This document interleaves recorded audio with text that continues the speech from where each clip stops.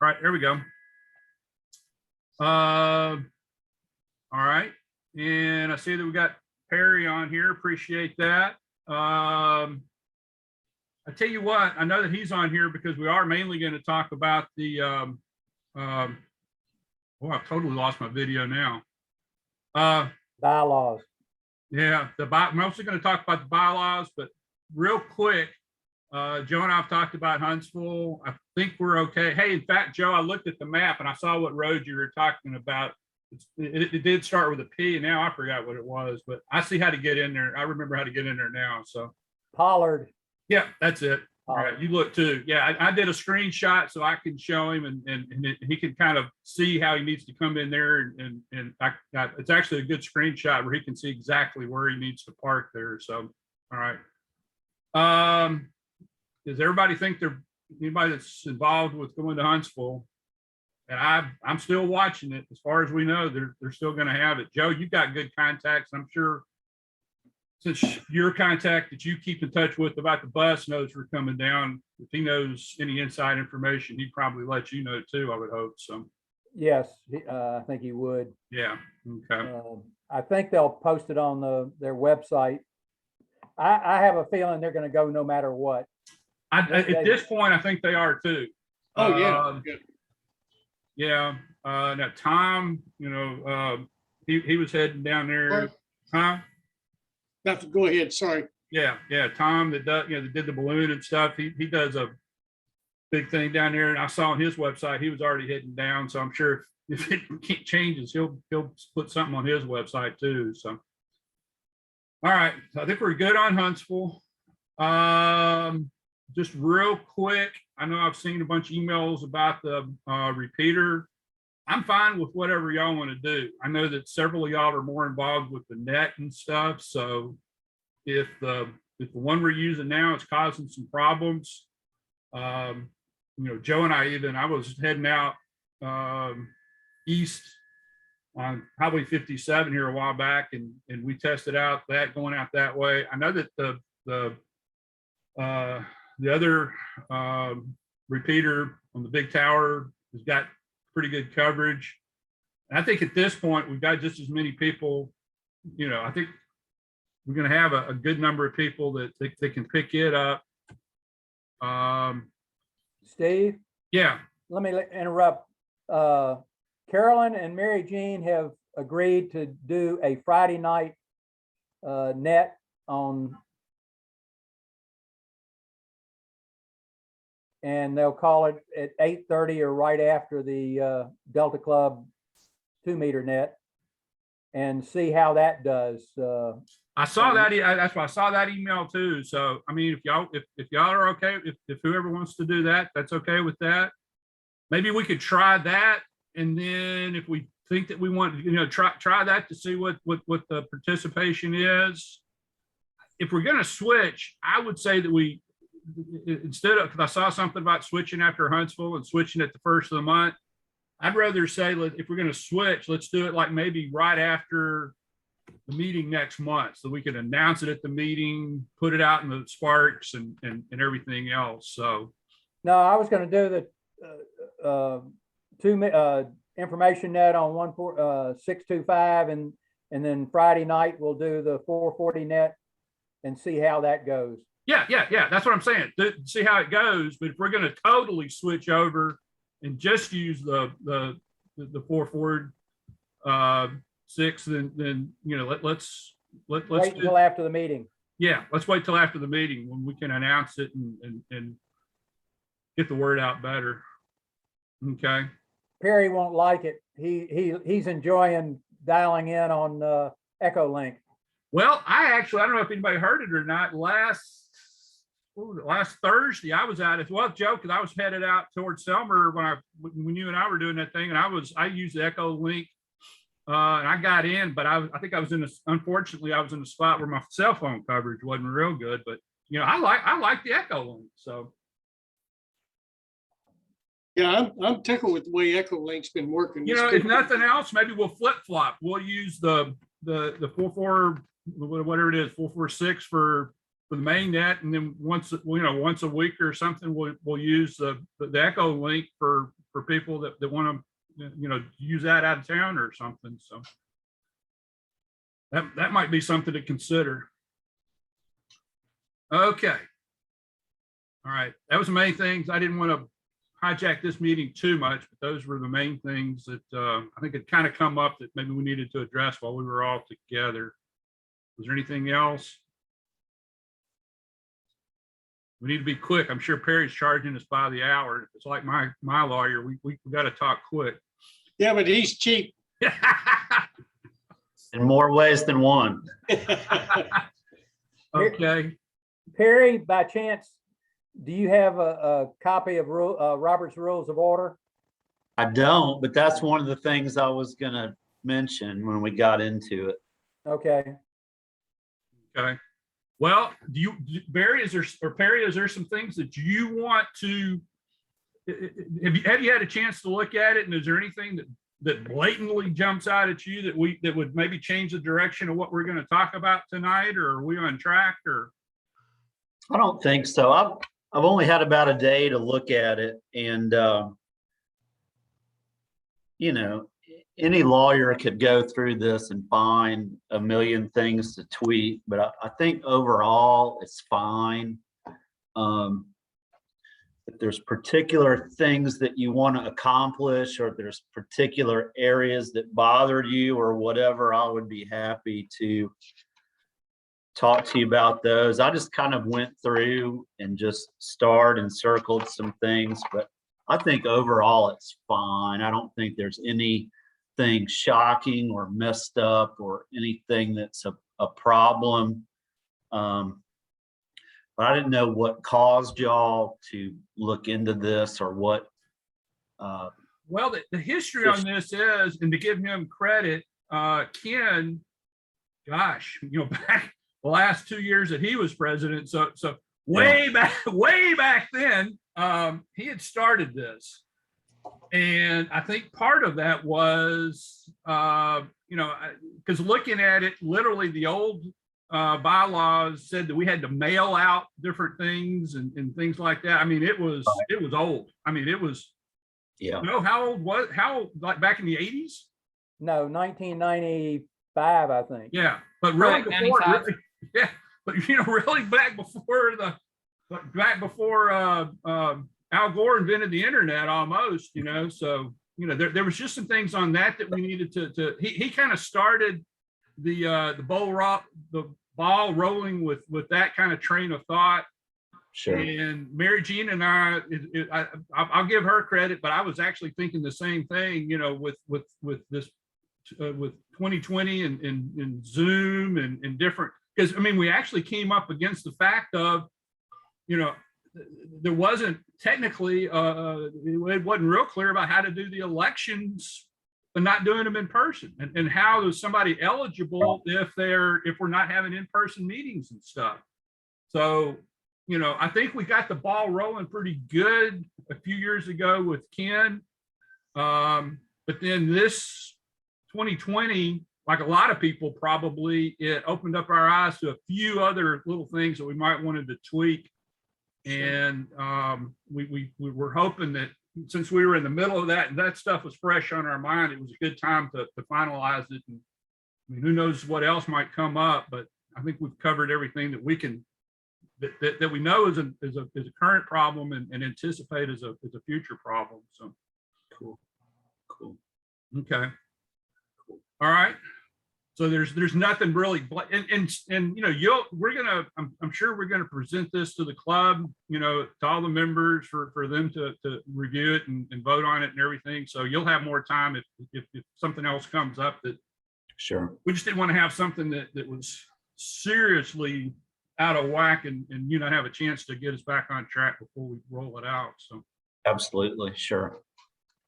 All right. Well, Mary Jean, did you want to go ahead and share what we've got? Is that what we're gonna? Yeah, I can do that. Should have. And I just realized that I did not send this information in that email. I apologize, y'all. There's been a lot going on this week. But basically the timeline we would be looking at. So like if we end this meeting today and we feel good with where it's at, even if there's a few minor tweaks that could be made later, if we felt good today, then we would need, per our current bylaws from 1995, we would need to publish the proposed amendment, which we could do, I guess, as a whole, but we'd have to publish it in Sparks, in the September Sparks. It would have to be proposed in writing at the September meeting. And then we would vote on it in October, and 2/3 have to approve it for it to pass. So, I mean, we can do, I mean, that's where the Roberts rules comes into play. So if there are little things that we realize that we need to fix, we can propose in like amendments and things like that.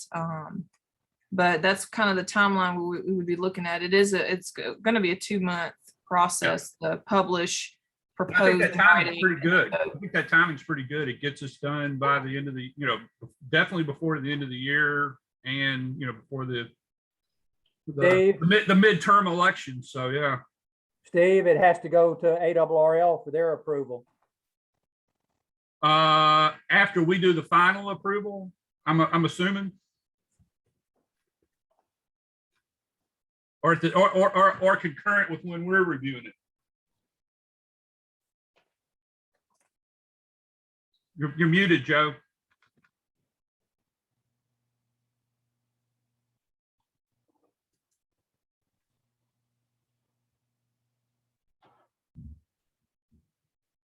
Joe, I think you were muted. We could do it alongside when we go to the club, but if the club makes changes, we have to send it back to ARRL. They have the final say. Yeah. Being an affiliated club of ARRL. Well, that could work. That would still give us an event. That would still give us, that's fine. That's just all the more reason to not put it off any longer. Yeah.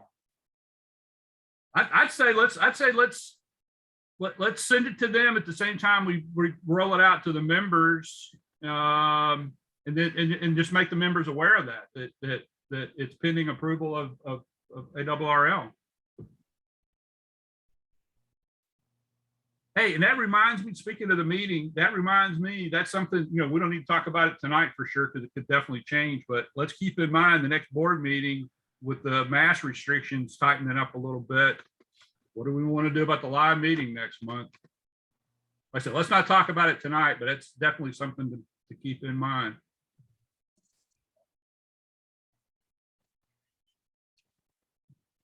They're going to say we have to have masks. It may not be worth meeting. Well, yeah, the order is for 30 days. So, I mean, we would be required, if it holds up by then, I mean, we'd be required to have masks on. And yeah, and that's what I'm and just saying. something else, I mean, I guess depending on how this is presented, I mean, if we were to read through this or whatever, it might almost do better to be solely online for the initial reading for sharing purposes. That's or, true. I don't know. So we can, yeah. That's what I'm saying. Let's There's just a lot to think about it. about. Yeah, that's gonna probably be a big thing at next board meeting. All right, let's. I think the thing to do is send it out in Sparks and then ask at the meeting, if there's any comments. I wouldn't read through it at a meeting. I'd send it out in Sparks. I think don't read through it, but have it ready where if somebody brings up something, we could pull it up and see what they're talking about. Right. Yeah. Yeah. If somebody addresses something, they could give us the article and the location, and we could look at it and see what they're talking about. Okay.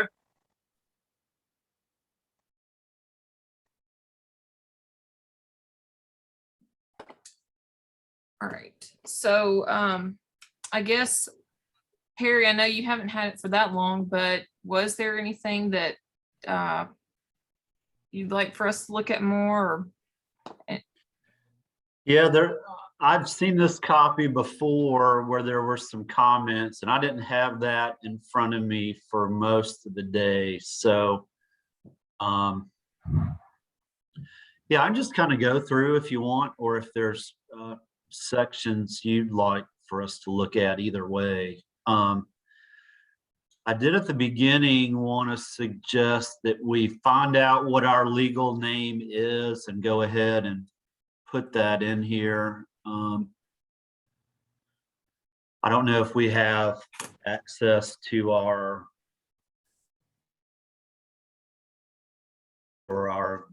any of our corporate things, but whatever the real name of the club is, I mean, it may very well be that it's Delta Amateur Radio Club Incorporated. I don't know, but if we know the actual name, I would definitely put that in there.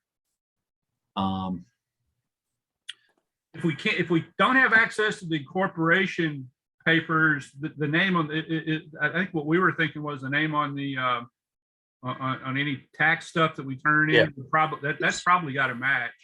It should be the same, I would think. Yeah. Is there a And website we could look up to that, like the state website or something that we could look up that it would have that, you think? you know, there might be, I don't know if the Secretary of you can be State on has that Zoom. on his website or not. Zoom meeting tonight. Yeah, what about the club name? Yeah, there is a Secretary of State website, and I could look on that and see if it's, I don't know how much of that information is on there, but it may be. It may be. That's who you file your corporate stuff with when you're getting rolling, so it might actually be in there. Yeah, I know that there's something that people have got. Look, I know that I was doing something, creating an LLC, and there's something you can see LLC names and see if they're already used or not. I don't know if Yeah. that's the same type thing or not. Yeah, it would be the Tennessee Secretary of State, and we can look into that. Okay. In the 1.1.1, I was going to recommend all of the names that we're referring to, just put those in quotes. So let's see. So if you're saying we're going to be referred to in these bylaws as I'd say Delta Amateur Radio Club, I'd put quotes around that. I'd put quotes around DARC, and all the different names we're going to refer to, I would put those in quotes. I think that would be a good idea.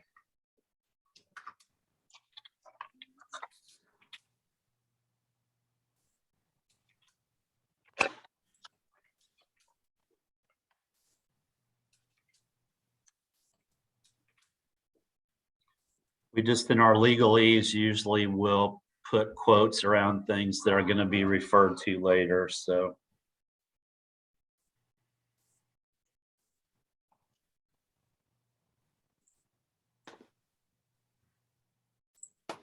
Would it be club or the club? I was going to do some checking and kind of run some of these names, and I just didn't get around to it. If it's capital THE Club, that's one thing. If it's little THE, I think you'd be fine just by saying club, but Okay. I guess we would have to look at that and see. It just depends on how it's referenced in the documents. Yeah, exactly. I mean, these are aliases to where we can put any alias we want as long as it's, we make it consistent with what's in the documents, Right. the document.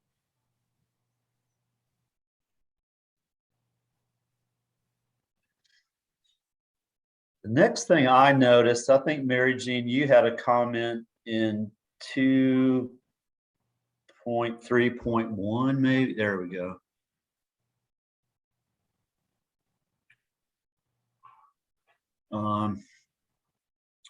And apparently there was a concern there about, does this prevent us from having door prizes? I would not think so. I was gonna suggest maybe, I don't know, do we do business with members? Would we maybe hire a member to do provide a service or goods for the club? I don't know. We've gotten from Ham Hilliard in the past. So, I mean, if this is a concern, we could tackle it and we could come up with a sentence or two that would cover door prizes and hiring club members and paying club members, et cetera. I mean, I don't really, think- Isn't it, this is that a distribution couldn't be made to all members? I thought is the way that this was reading. right. Well, distribution, I think, would be different legally than just having a door prize or something like that. But like I say, if you want to revamp it and come up with some things that cover situations where our money might be going in members' pockets, we could do that. If the question is, do you think this phrase prevents us from having door prizes? I would say no. And then as far as you want to take that, that's up to you. So would you think if we left it as is, from a legal standpoint, in theory, should we be okay unless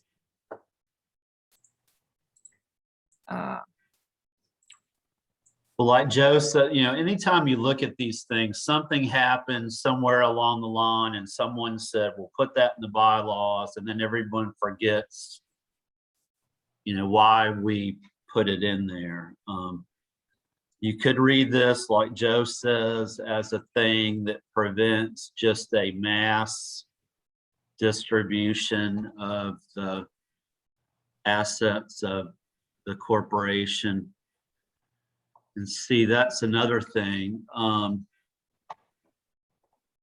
Like I say, if you just want to tweak it, and we could come up with some things that said, the club may pay members for goods and services at fair market value and provide door prizes. I mean, if you want to do that, we could do it. But if it's just a question, does this clause prevent us from having a door prize? I would say no. So if y'all want to tweak it, that's cool. If you don't, I think you can still have door prizes. It's just kind of up to you, whatever your interest in looking at that section was.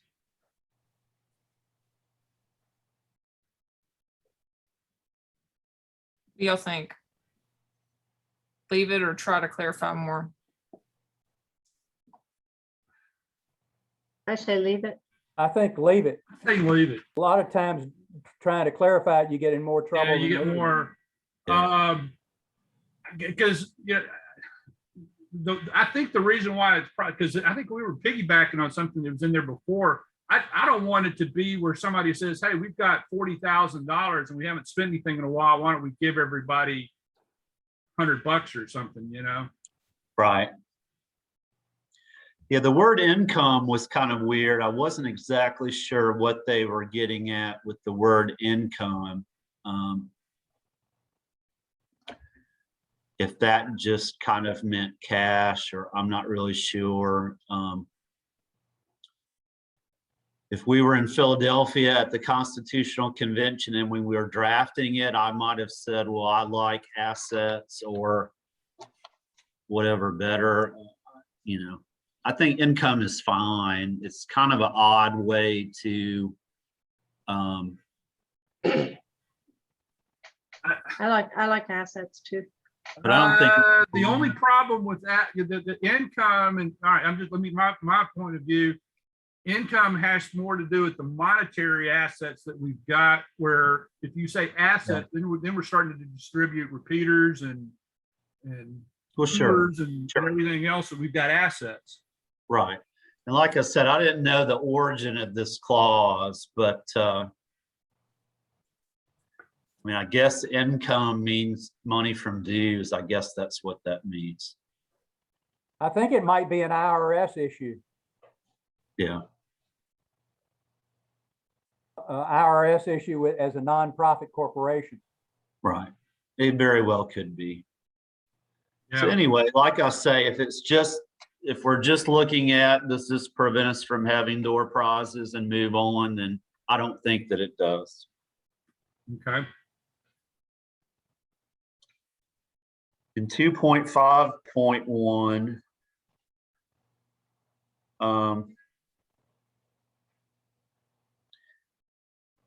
if we ever find our corporate paperwork, we might just want to compare it to this. Normally, when you incorporate, there is a dissolution plan in there. And so I assume that they're exactly the same. But if we ever get a hold of that, I would just maybe put a star by this and say, if we ever get our hands on that, we might want to just compare that and make sure that they say the same thing. So check the IRS. If we ever get our corporate paperwork, that's where it would be, I think.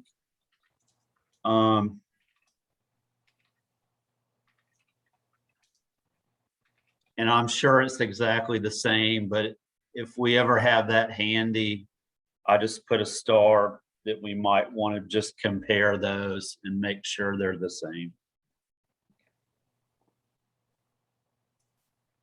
I mean, I thought the last clause in there was a little odd, but again, I wouldn't change it.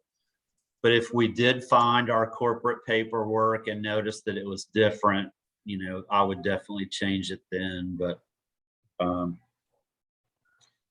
I was just going to star that and say if we ever found our corporate paperwork, we could make sure that that's the same. Let's be consistent throughout. Let's put incorporated spelled out at the very beginning of the document then.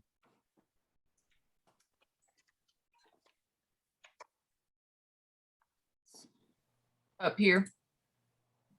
Yes.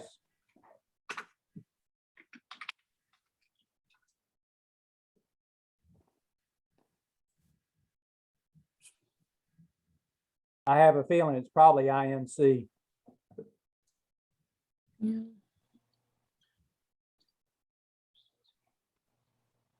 Well, if it's all the same too, though, it'll be easier to, well, I mean, it'll be easy to fix either way when we find out. Okay.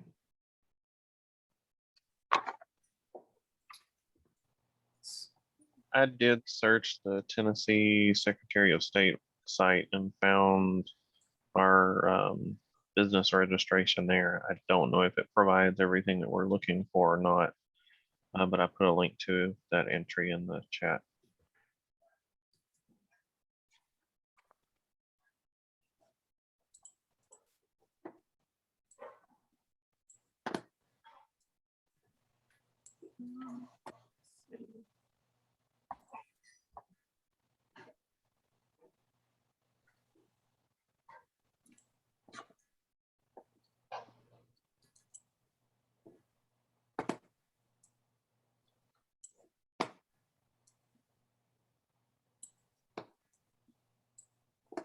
So this is what's there.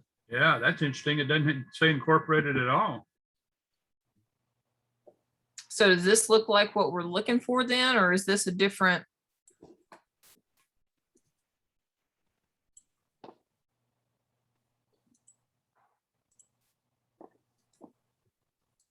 I mean, this is our corporate name, so I think I would just say at the top, Delta Amateur Radio Club. What's on the bylaws from the previous one? I believe it. Here, let me pull that up real quick. New share.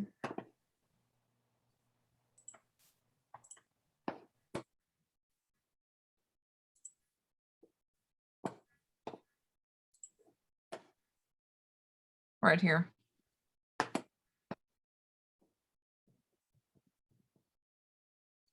Incorporated, but I mean, again, if this is from 1995, I mean, we very well could have changed it since then and it just never got updated on here.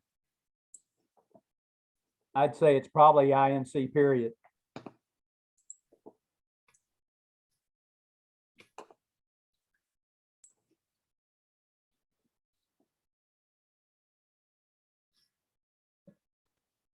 Hey, Mary, have you still got the, Mary Jean, have you still got the Tennessee thing up? I'm wondering if it lists in there what our classification is or something. I'm wondering if it's got a name and then the ink has to do with what our classification is or something. So, and looking at it too, this, I mean, I guess, dissolved before.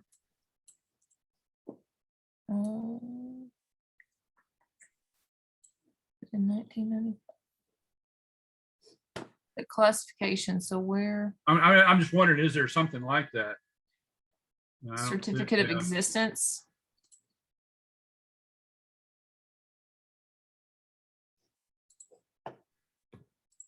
No, that's all right, don't worry. But yeah, I'm just, because I knew that there was, that stuff there at the top, and I was just wondering if maybe in there it had something like what you're, if it was an LLC or a corporation or a partnership or something. I wonder if that's.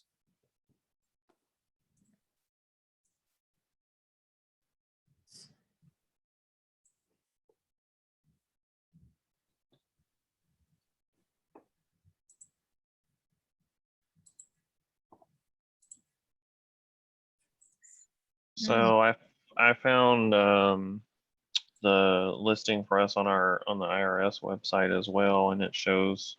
I put the link in there in the chat as well for that, but it just says Delta Amateur Radio Club under legal name.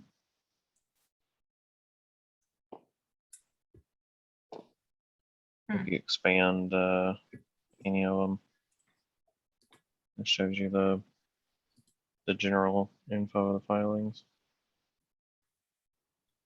Okay.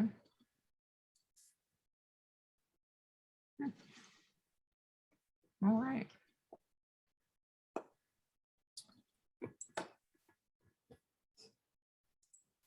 I don't know. It's possible whoever wrote the bylaws in 1995 wasn't choosing to use the same precision as our filings with the IRS, or maybe they felt it should have had the INC in there, and whenever it was formed and originally filed with the IRS as a 501c3, that they didn't include that in the naming.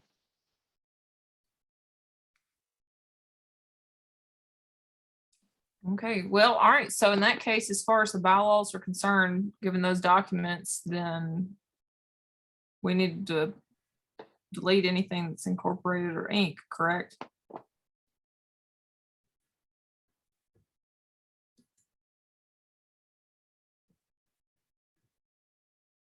Jay, you're muted.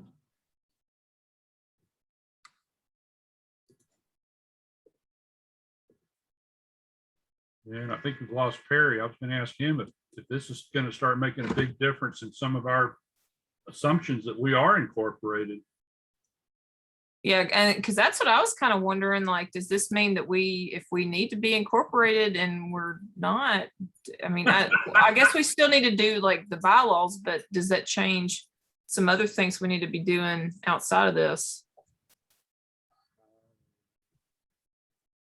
Yeah, Perry's not on here anymore, but I'd like his feedback on, because the name doesn't say incorporated, does that change some of our exposure and stuff? Okay. Well, from what maybe, I don't know if any of you all have dealt with it before. I mean, is that something that we'd be able to change or look into? Like, should I go on and delete it, or should I go on and leave it for now and then? Because Let's leave it right. Let's leave it right now. I'd put INC period Okay. throughout the document. Because in the first sentence, it says it's a nonprofit studies, it's incorporated as a nonprofit organization.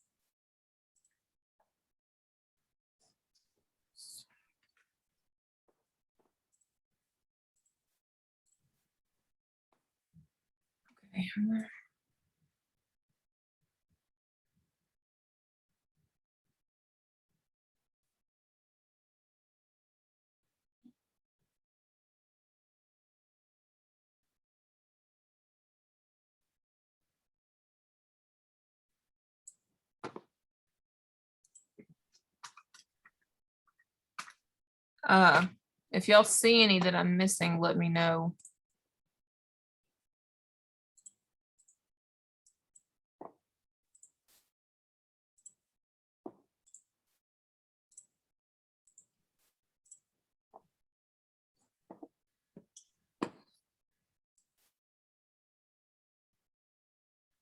Thunderstorm may have gotten Perry. There's still storms around over here. The storm's gone through. We're still getting some pretty good rain here. Yeah, well, I mean, there's, if you look, radar I'm looking at right here, there's actually a flash flood warning and stuff, and I can hear a lot of thunder and lightning, and I'm getting an occasional flicker, so Okay, he may have lost power or Yeah. so. yeah. Either that or he just gave us 1 hour free and we were up. Well, it's Well, we only gotta get some money it's only back, after 7, so, yeah.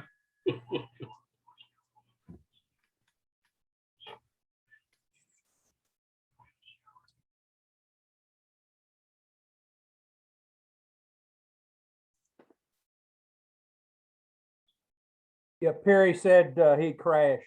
Okay, He asked if we were still in it. And I sent him yes.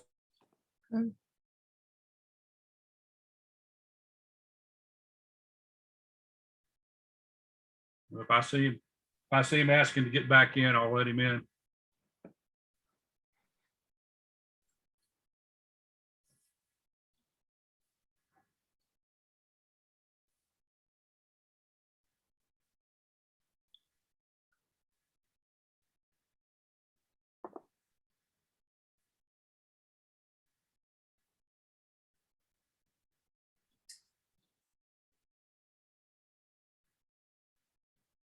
I guess it's just the beginning. Okay, good. Okay.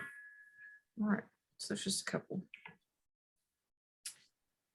Okay.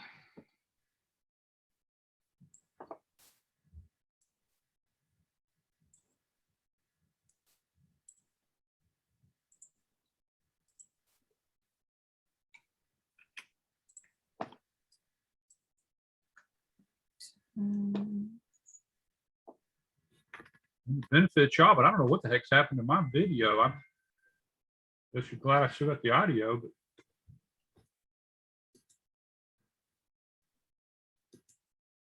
There it goes. I turned it off, turned it back on.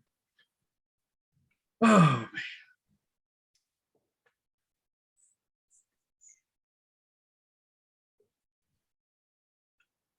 man. Okay. Well, let's see. So Jim, with the comments that Jim had shared, there's really two sections that he had kind of pointed out that we need to consider, well, in his opinion, that we should consider, or he observed, or however he worded it, on the whole electronic voting thing. So here's his comment right here. And then there's, of course, that's for, I think, general meetings. And then it also, he had pointed it out when it came to, I think or actually, no, maybe this is under board of directors. And it's also pointed out pretty much the same thing for the general meeting. So. Hey, Perry's back on. Hey, Perry, really, just to get you back up to speed, we looked at the Tennessee website and the IRS, and the main thing that came out of that is neither one of those having our title incorporated. Right. We're incorporated, so it wouldn't be wrong, but Okay. it might be nice to follow what we're called in other places. That's what we did. We noticed that, and then we went through the document and took it out. So, or well, Right. changed it to INC. So we'll see if we get. And we can always Yeah. take that out if we have to. So the Right. fact that it's not listed that way on either one of those two documents is not something that made your hair stand up. We're okay. I don't have any hair to stand up. I was gonna say, Right. Yeah, like Apple is probably Apple Incorporated, but you know, they're known as Apple either Okay. way. okay. All right. Okay. All right. All right, well, that's all we had really done while you Yeah. were out. But the next thing, Jim had observed in two sections, one in the, under the board of directors, one in the regular membership section about meetings, that we need to be aware about Robert's rules and then being able to follow the different discussion. I mean, that's his, I just copied and pasted his comments. And that's what that is on the side.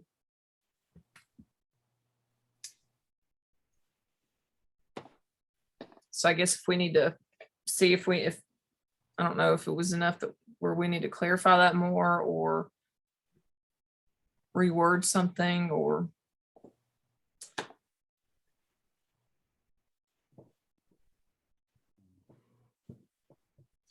Which the copy I've got of Robert's Rules is only, I mean, it's the 11th edition. I don't know if there's been any others since. I would bet there has, but. Yeah, I know somewhere in here it refers to a certain edition of it, and I was just gonna say, we probably need to make sure we have a copy of that somewhere. You know, every club has had a thing where someone comes in with the Roberts rules and, tries to run the table on people. So he's thinking that if you handle business electronically, the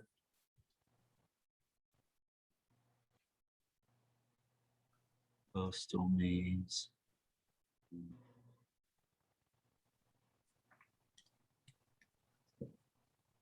Yeah, I don't know.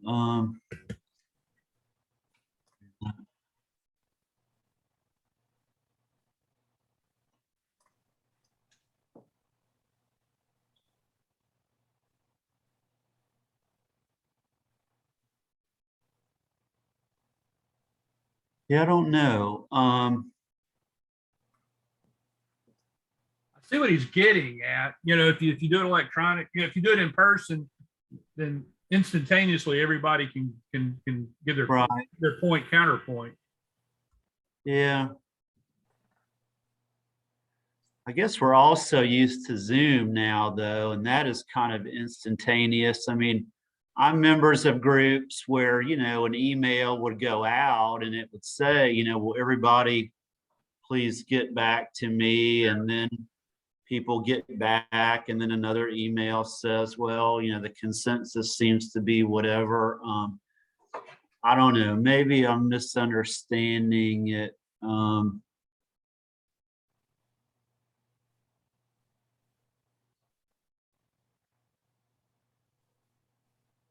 I don't know.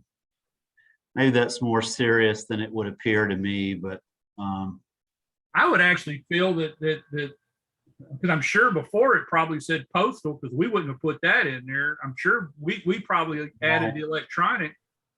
Heck, I think electronic's more of an instant feedback than postal.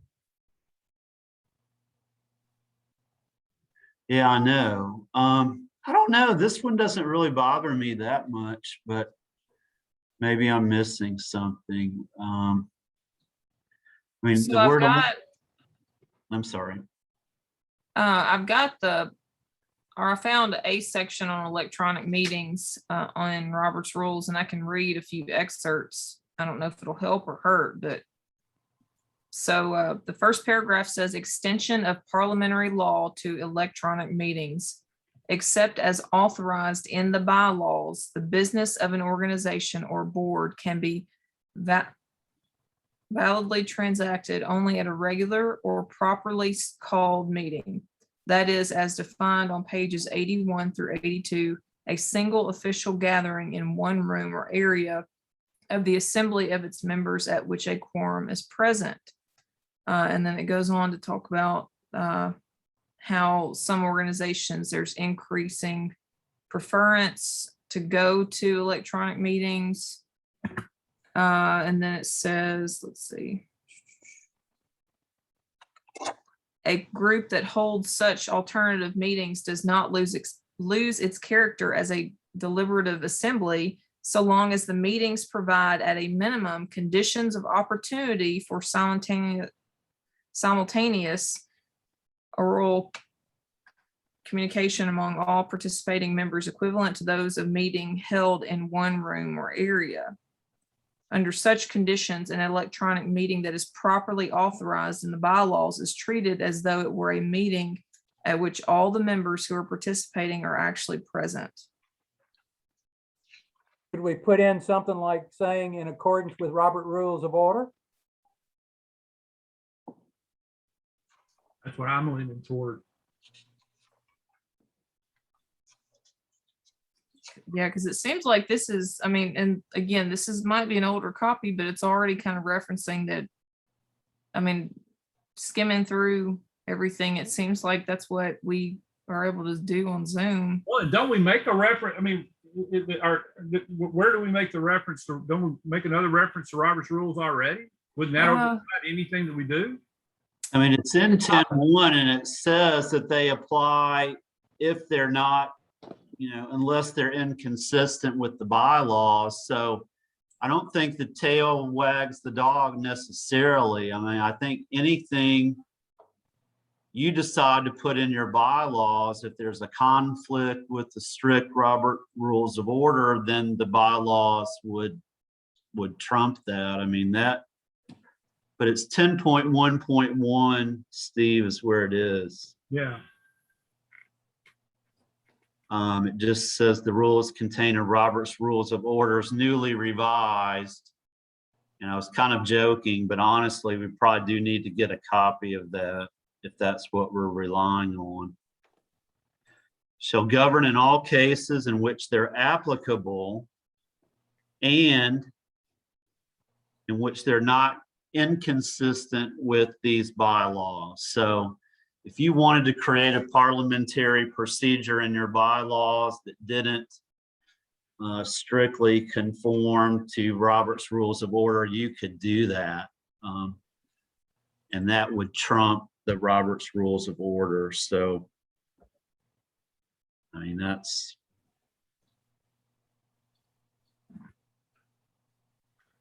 it's not this rigid thing that prevents us from doing what we want or need to do. I mean, it's the framework for parliamentary procedure. But if this paragraph were found somehow to be in variance with Robert's Rules of Order, I would say that it just simply trumps whatever procedure for electronic meetings that Roberts has, and it's going to be how we do it rather than how Robert says we do it. So, Well, But if would you it, put in according to Robert's Rules of Orders, wouldn't that, the way it goes, that you can have a meeting, but you have to have it to where all members can respond?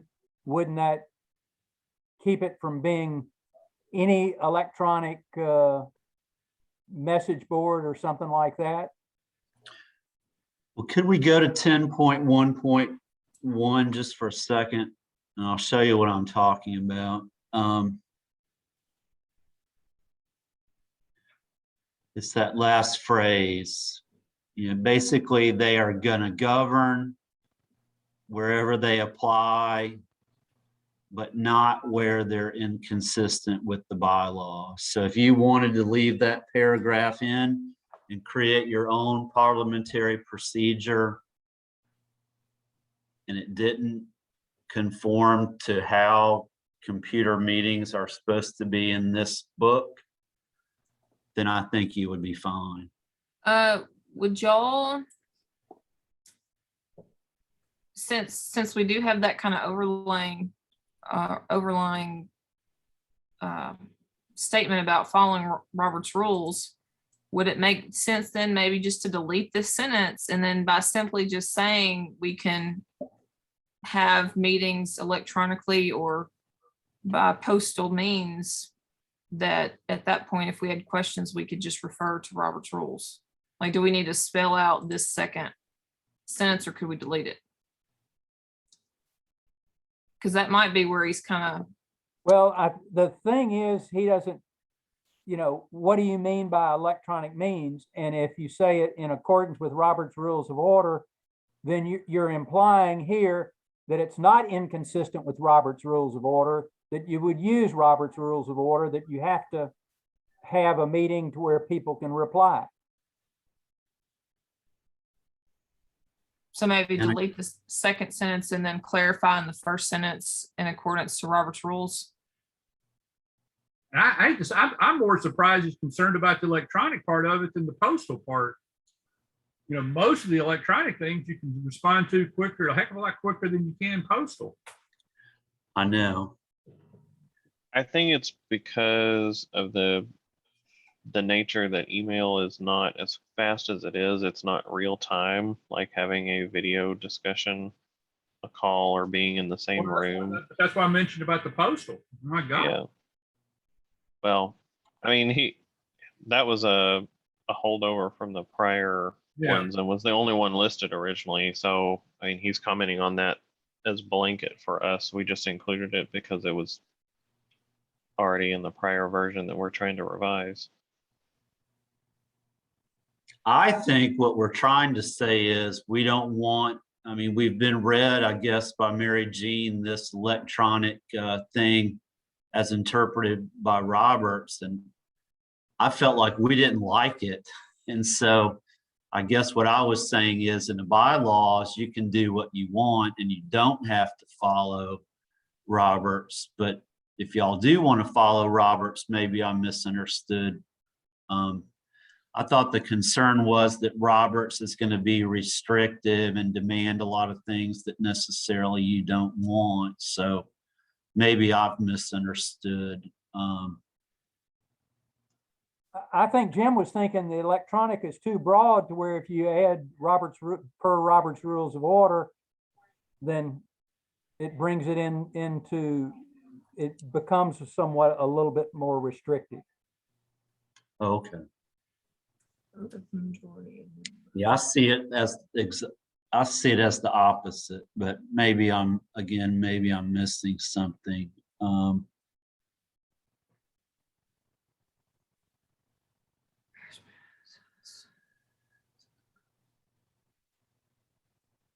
Okay, well, here's another part on electronic meetings. Various provisions for electronic meetings are possible so that more than the minimum standard of an audio conference may be required. Thus, if the bylaws provide for meetings by video conference, so not merely teleconference or audio conference, the meeting must be conducted by a technology that allows all participating members to see each other as well as hear each other at the same time. Provision may also be made for the use of additional collaborative technology to aid in the conduct of a meeting. All right. Before I lose my thought here, let me throw something totally radical out here. We're getting too hung up on the electronic in this. Do we want to change this to say the board of directors may consider matters that arise between the meetings in the most appropriate manner to handle the situation? Something along those lines. Just make it a blanket statement.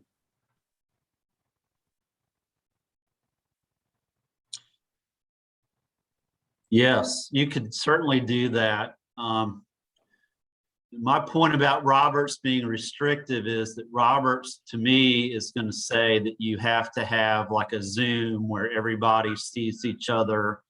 And it's, it seems to me that Roberts would say you couldn't do just the email or whatever. Yeah. So, Because I'm hung up about the postal and other people are hung up about the electronic. yeah. Let's not specify. Let's just say we may consider matters that arise between the meetings. And then now the lawyer throws in whatever. But you see what I'm saying? Whatever, it may be a Zoom meeting. It may be an email. It might be a conference call. It could be, heck, it could be teleporting each other a couple of years from now. I don't want to specify, but let's make it as general as we can so that we're not limited to to what's listed there. Yeah, you can either make a list, you can say email, telephone, whatever, or other appropriate means or other available means, if you want to do something like that. Or you could just say in a manner, that you see fit or whatever. I've been on a lot of things where you can accomplish a lot just by slinging some texts and emails back and forth. And so that's a valuable thing. Those, but I was kind of nervous. I mean, somebody might say, well, heck, you didn't send me a letter about this. Yeah, exactly. Let's just totally eliminate that option. Do you need the word other, or just say that the board of directors may consider matters that arise between meetings through available means?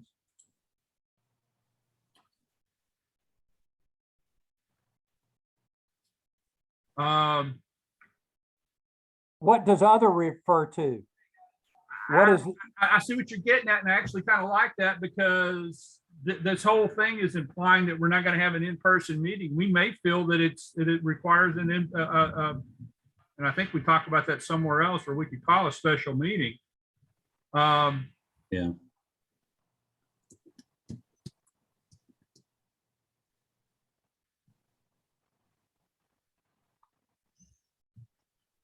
I mean, you may want to say electronic, that's pretty broad, or you might say electronic or other available means maybe. And then that would cover email, text, Zoom. Heck, we may even use the radio. Yeah. I thought ham radio was dead. What are you talking about? Well, I guess radio would be electronic means There too. you go. I mean, to me, what you're getting at is that you are reserving the right to do that rather than meet in person. Right. And most likely it's going to be some form of electronics. And if it's not, we could just say other available. And to me, that would cover really any other way you would want to do it other than meeting in person. Okay. I'm liking where we're at, where we're going. Yeah, I like that. That looks good.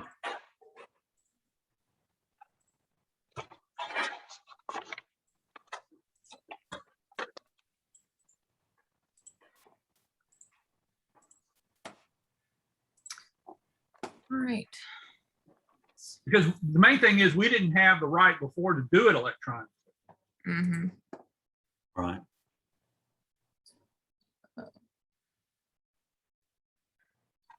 Joe, back in '95, why didn't y'all think that we could do this by Zoom meeting, man?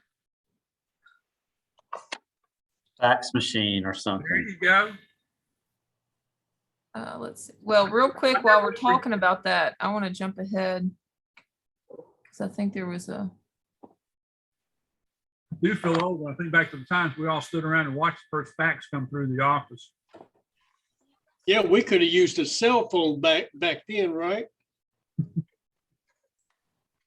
Now you can send a fax over the radio. Yeah.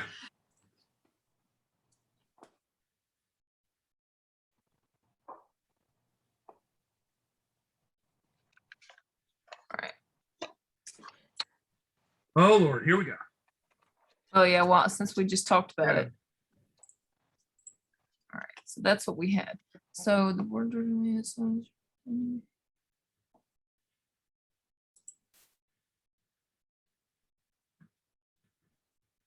Okay, so in that case, if we're going to keep it generic to where, then should we delete that second sentence and then adjust this to where it says, but instead may be held through electronic or other available means?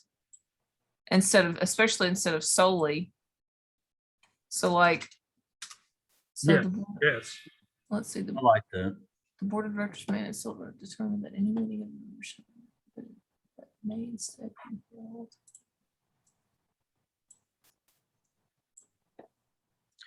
You might even want to say shall not be held in person, but instead may be held through electronic or other available.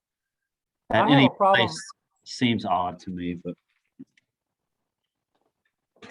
I have a problem with shall not be held in person.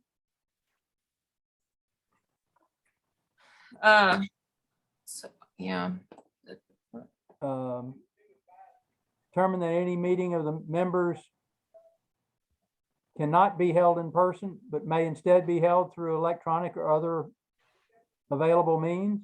so what about, well, it's, okay, the board members determine that if any meeting of the members cannot be held in person, then it may. So Yes. it's. Yeah, change Determine, shall to may okay, so, or can.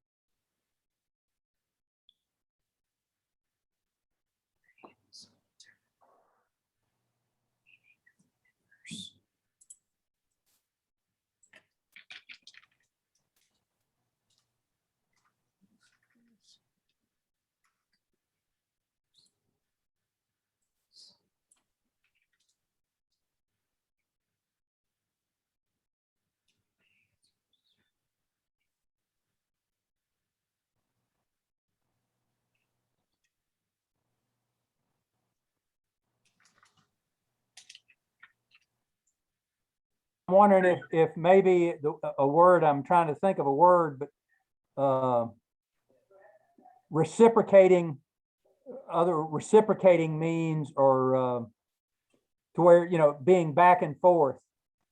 Other words, not just one way. Interactive. Interactive, yeah. Should we have interactive? That's, I see what you're getting at, but that might, I mean, it may get to the point where it might, I don't know. I mean, I'm just trying to think if something really happened where we could broadcast the meeting, but we couldn't interact.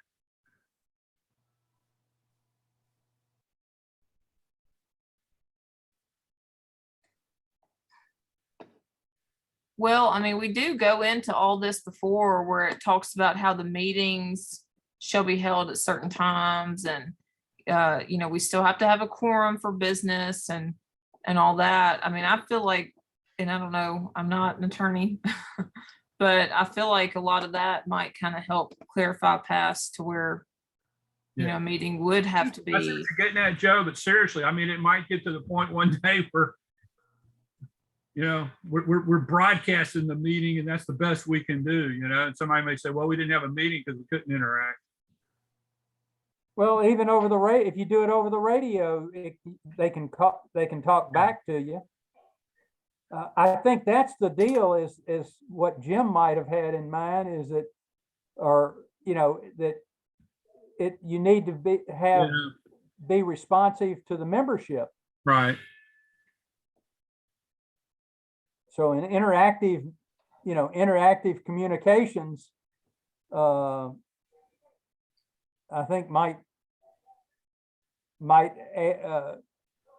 add something to keep other people from having a problem with just electronic means. Harry, from a legal standpoint, would a meeting mean, would not a meeting mean that you're interacting? I mean, I would think so. And I think the word shall was in there. It wasn't, it was just basically saying, you know, if we've made the decision that we're not meeting in person, then we can have a meeting. It just kind of occurs to me that a meeting, if you're meeting Right. with somebody, you're interacting with them.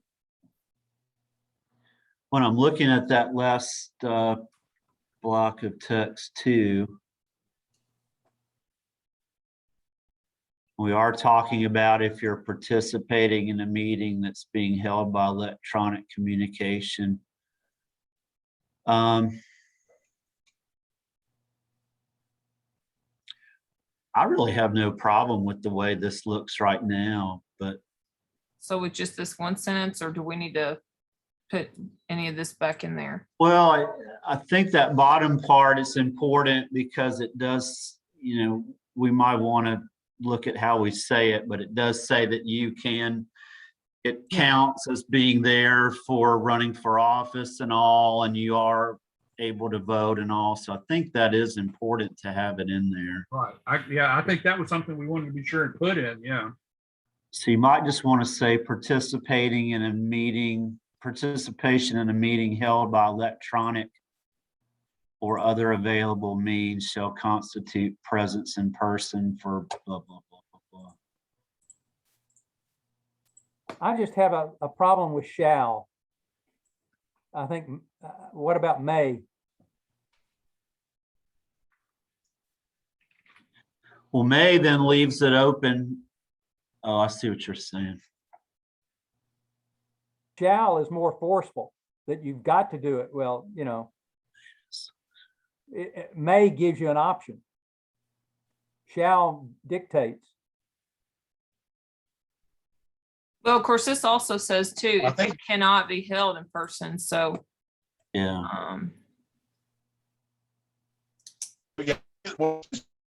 I mean, I don't think it really restricts us there, but if it concerns you, I don't think it's a problem to change it to may.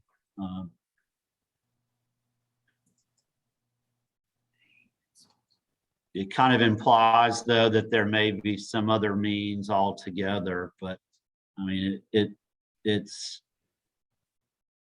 fine to put may in there. I don't see a Doesn't, problem. but doesn't that, like Joe was saying, that's shall's a little bit more restrictive. May gives us the option of, hey, we just may say we're going to totally skip this one. Where shall, we don't have that option.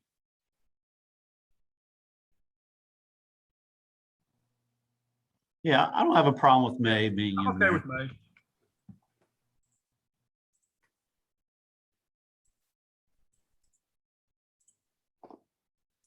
okay.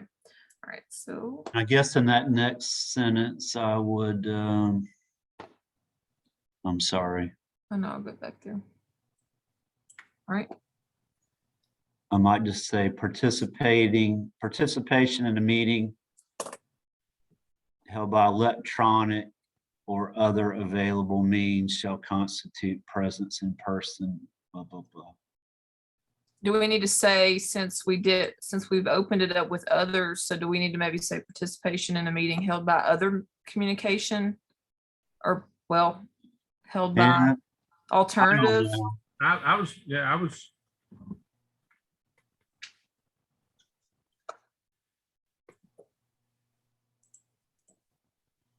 Well, do the same, be consistent, Just- electronic or other available means. I mean, I would just, if Just it were me, I would just copy it from the preceding sentence down into the next sentence. Yeah. It's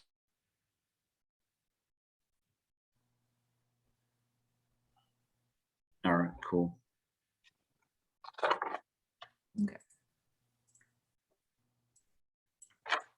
I tell you what, it's still raining here. I'm glad I'm up on the second floor. All right. I Maybe drove for- through some pretty heavy rain, a little after 5 today, Yeah. and it rained it blew so hard, it blew the trash can over on the street, waiting for the recycle people to pick up.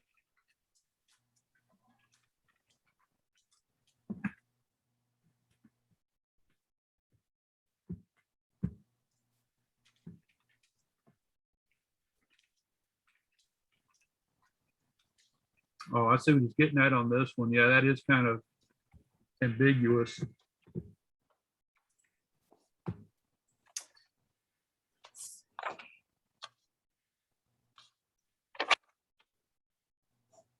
I'm looking at the old version to see if it's spelled out and maybe just didn't get transferred. I'd say I miss thought we 5 had it. meetings. you miss 4 or 5 meetings without good reason. So let's see, let me do a new share.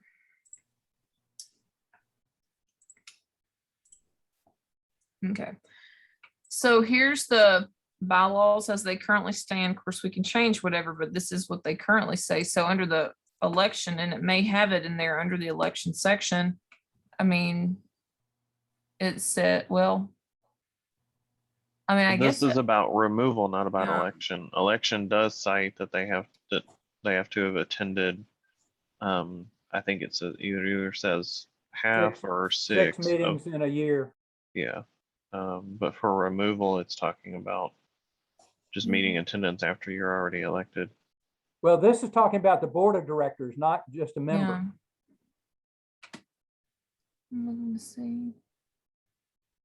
Because that may be the only thing that is.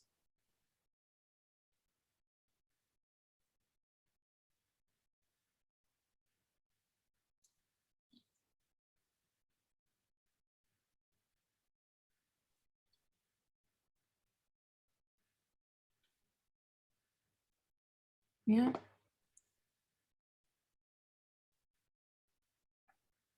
Okay. Yeah. I don't know. The only thing that really says time wise on meeting requirements is what to run 50%. It doesn't have anything about how many they can miss of board meetings or whatever. So.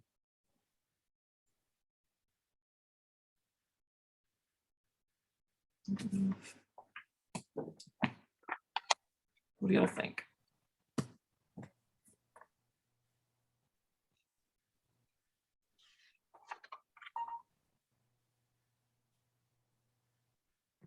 I don't know. I mean, I see what he's saying. Poor attendance is a little hard. We need to come up with something more concrete. I mean, I think his example is a good one, absent or late for more than 25%, or we can change the percentage if we want to, of meeting times within a year.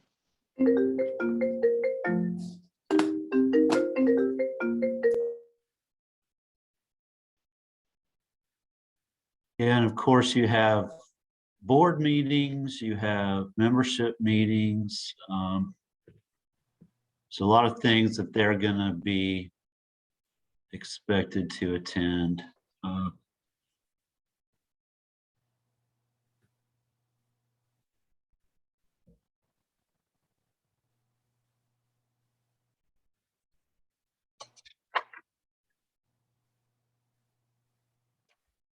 Yeah, either interpretation using a percentage kind of helps scale that, because if you do it based off of membership meetings, then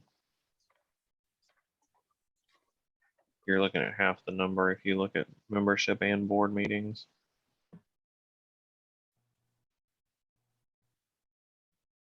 The 25% would only be 3, right?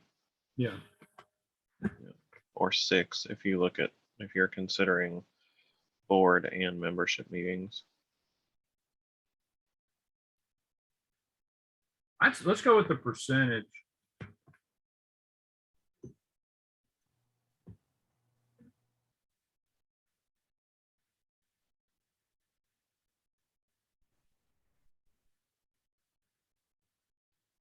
Okay. Well, and then that does bring our meeting attendance. Do we want to specify board of director and membership meetings?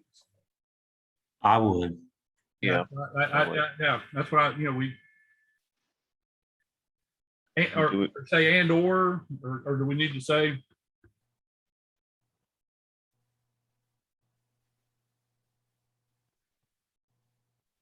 And we all know that there's things that come, there's things that come up, but if somebody says, hey, I'm at all the board meetings, just doing those by Zoom and doesn't ever show up to any of the other meetings and they need to be there. Well, it says may recommend the removal, so I mean, just because somebody's absent because they've got a number of things come up doesn't mean that they're just This doesn't state they'll just automatically Oh, yeah, end up X, so. yeah, no, this is more to give us this is more to give us footing to address it with somebody. Yeah.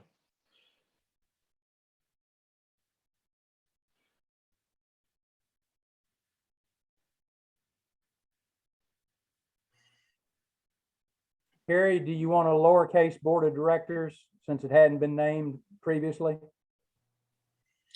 I was looking to see if it had been. I was trying to see what is section 9, the board of directors. It has been referred to earlier in section 4. Article 4. 411 have- has it capitalized. And we've capitalized it already. So Yeah, 413, 421. actually, it would probably, you could just call it board if you wanted to.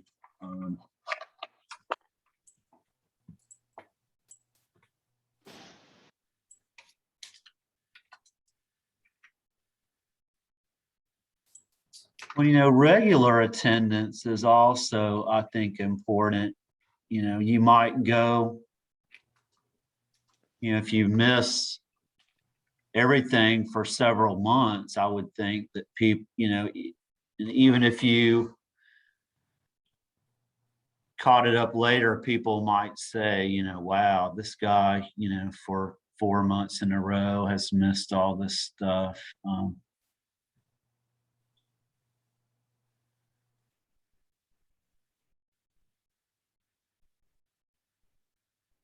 Wouldn't it be good reason for absences instead of with absences?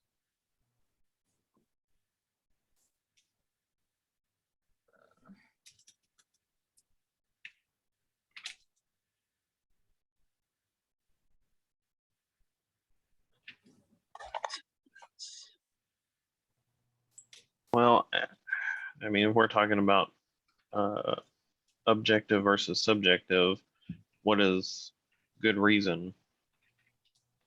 So since we have the option to recommend them, we could almost take the reason portion of it out and just define what we would consider poor attendance Right. Mm, and yeah. leave it at, one of the A could be absence. Yeah, I Or was late thinking for- about that, something like poor attendance. And then you could say such as, or including, or, Well, and the thing to keep in mind is this is just to recommend the removal. This isn't the audit, so exactly. right. This just gives us or gives board members. Would it- You want to say missing more than 6 meetings? Because that's the qualification that you have to be a board member. And if you miss more than 6 total board and club meetings, then you're missing out on 25% of the meetings generally. I even think you could say something to the effect of poor attendance. And then you could just kind of put a phrase in there and say such as repeated absences, repeating instances of being late or missing. I mean, you could even say missing. Like, I don't think you would have to lock yourself into a certain number. And if you wanted to protect them by relying on numbers that appear in other places, I think that would be fine, but All right, to piggyback on what Joe just said, if we said poor attendance and somebody said, hey, man, I've only missed 6, and we could say, well, heck, you got to make 6 to even be a member or to be eligible to be a board member. right.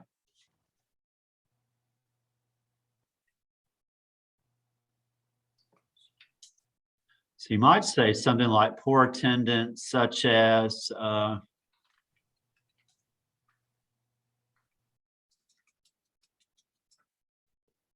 Put the such as at the end of this, yeah, when you could just say it's going to be for poor attendance. And then if you want to qualify that a little bit, you could put a dash or something after that and say, let's see. do you need at absences at the end of that first sentence?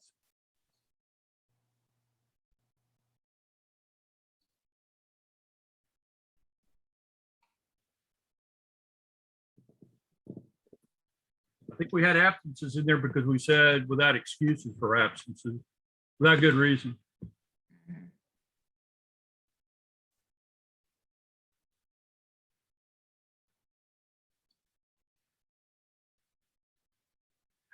Here's my only thing.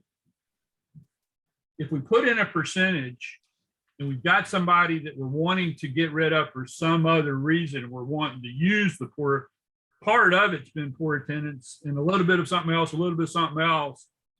Right. If they said, hey, I've made 49% of the meetings, but you can't get rid of me.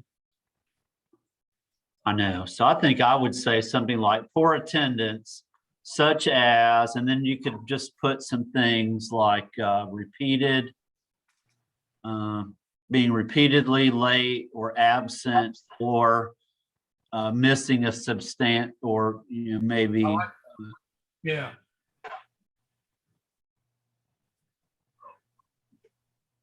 And you could say our grounds are poor attendance.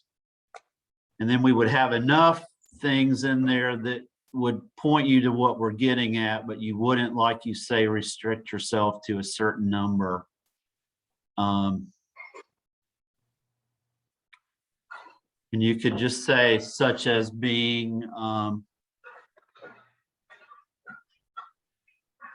would you want to say something like? Or what a poor attendance, we want to just say, missing or late for meetings. Yeah, I would just say such as multiple, maybe you could say something like being late or absent for multiple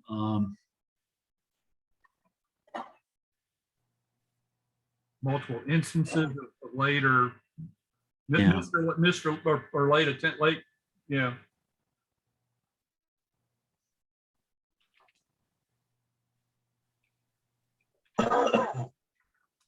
such as being late or absent for multiple board and general membership meetings, maybe something like that.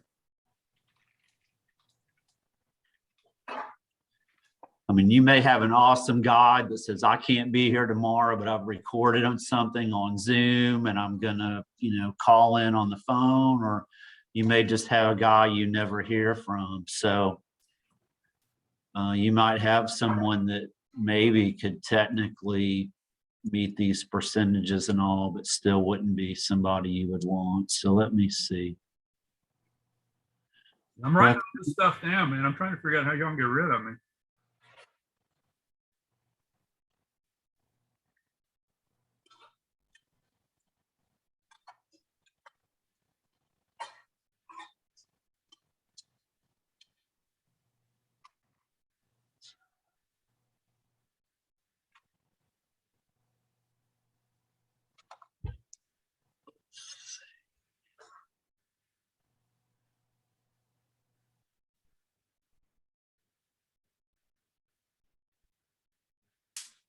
I think I might put poor attendance, period, such as being late or absent for multiple board or general membership meetings. What do you think? Something like that. Or poor attendance dash. Okay, so kind of really So it's really going to be based on what we're going to call poor attendance. And then we're going to say poor attendance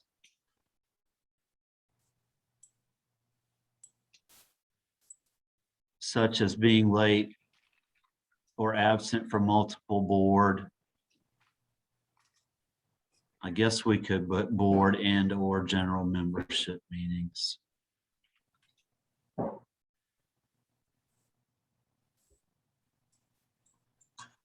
So that's an example. But we're only relying on that it's more than one. So it gives you some wiggle room.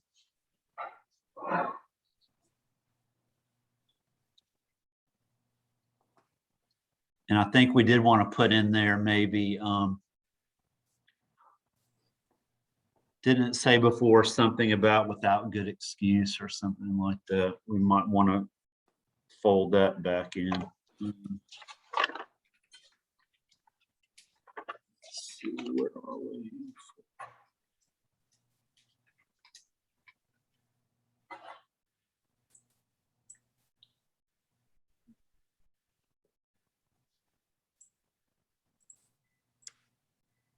Somebody could be sick in, from the hospital and recovering from surgeries and all of that.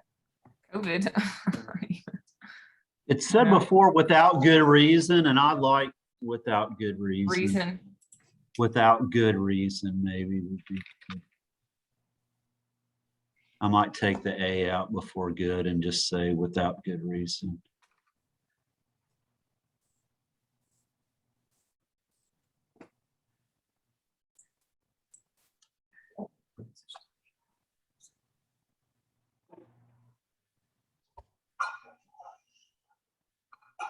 And then that way the board is the decider of what a good reason is and isn't. So We're just like the FCC, right? Good amateur practice.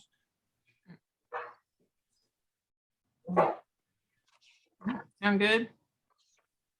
I like that. What do y'all think? I like it. Yep.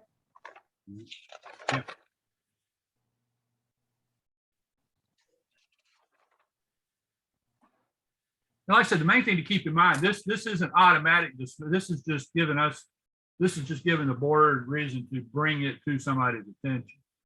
Mhm. I mean, a guy can miss 3 meetings in a row and you might say, hey, you know, we hadn't heard from him. We need to move on. We need to Yeah. replace him. Okay. So this is under, I guess the officer positions with, or the board positions with treasurer. The best wording. Barry, this is dragging on a while. You still okay on time? You're okay? What? What? Anybody need to go fill a wine glass or anything? I was going to say, I'm not drunk enough for this. All right.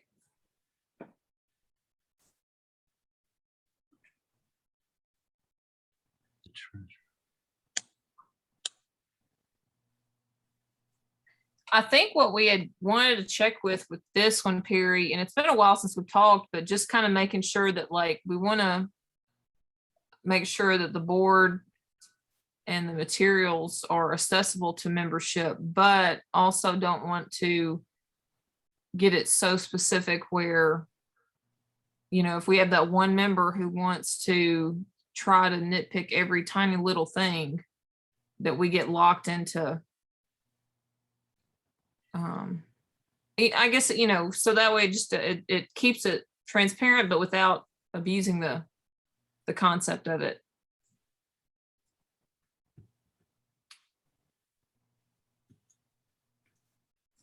So would this, I guess, be appropriate, or do we need to take anything, or?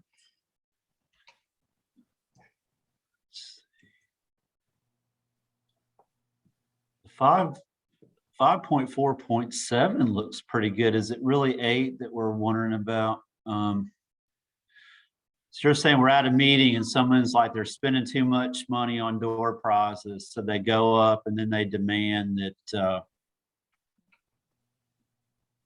they want to see all the books. So you want to be transparent, but you don't want every.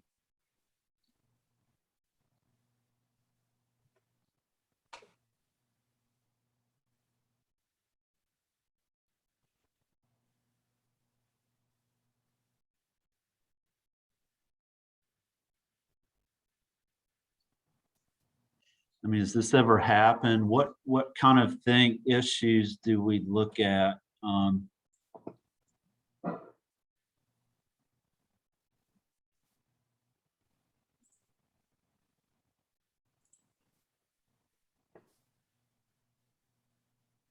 Well, I guess that maybe the better question is, does this look okay?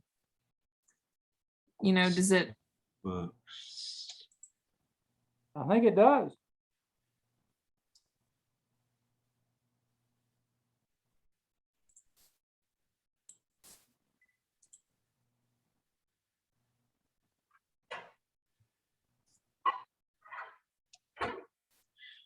Is the treasurer really providing that at every meeting, or is he just, or she maybe just bringing it with them to the meeting? It's in the Sparks. yeah, he presents the treasurer report at each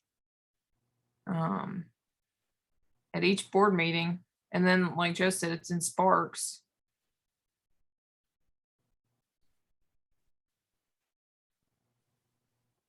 And that is one, I know, we all kind of laugh at the fact Ham says, hey, he accepts the report and everything, but I always, I sincerely do ask, does anybody ever have any questions or comments about the minutes or the treasurer's report? So.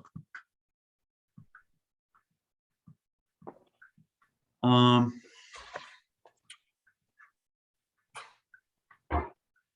we being too specific? Well, 549 says it's, to be published in Sparks. Right.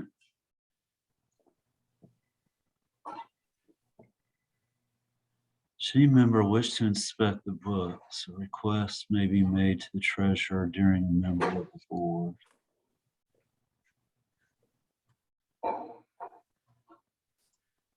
And I think, if I remember correctly, what we did too with this is that the wording might have been a little bit differently, but we maybe clarified that it was during a meeting, of like a board meeting.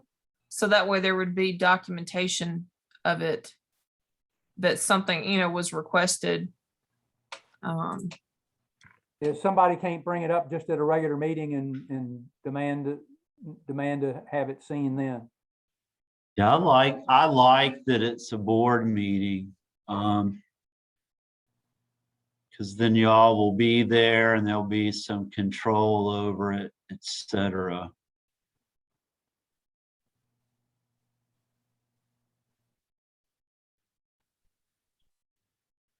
I might change the books to like the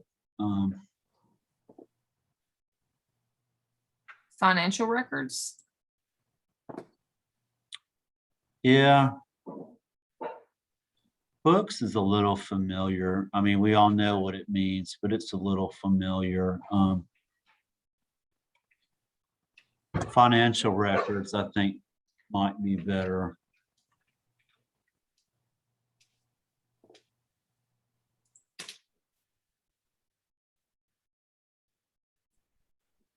And it doesn't really say it, and that's fine, I guess, but it doesn't really provide for how that will be done. Do you want them to also review it during the board meeting? I mean, I guess the way I'm reading it now, they do have to appear and demand that during a board meeting, but it doesn't really say where that inspection would take place. I wouldn't want to say mandated at the board meeting because they might not have the records with them. They have the checkbook, but maybe not substantiating records from previous, months.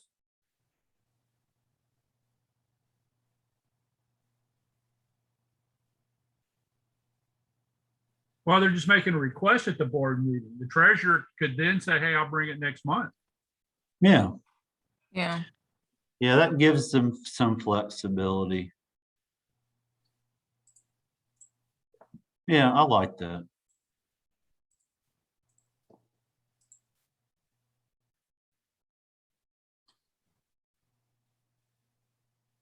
And I guess technically, if they say, I want to see whatever, and it seems to the board to be, I mean, it only says they have a right to make that request. It doesn't necessarily say that you have to grant the request, so.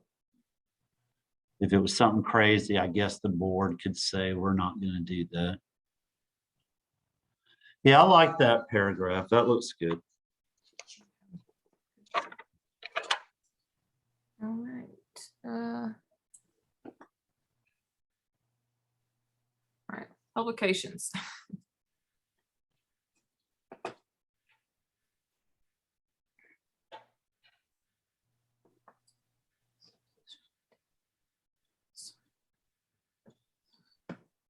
Let's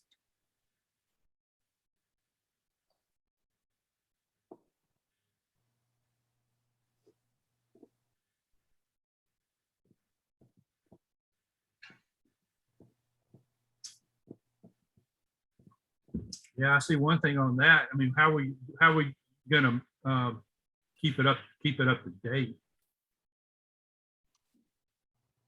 At what point do you purge people? Just like we do now. I mean, we've changed email addresses and stuff. If you get bounced emails, then that's how you purge it.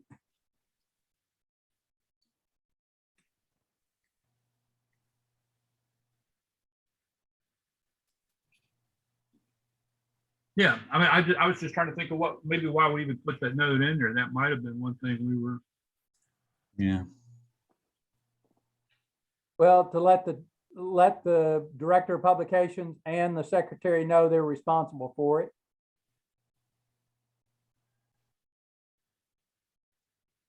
Oh, process, yeah. We might just want to change it also to email list, because lists serve as a very antiquated term now.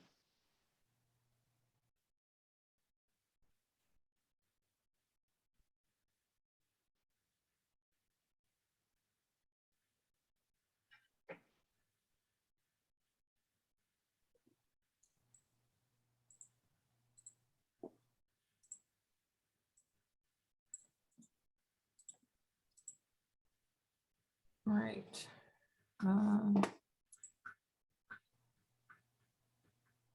Net manager. I think it's okay. I don't see it needs to be. You know, why put more into it than needs to be, I guess. I might capitalize net manager, but you know. Since we capitalize everybody else in that paragraph.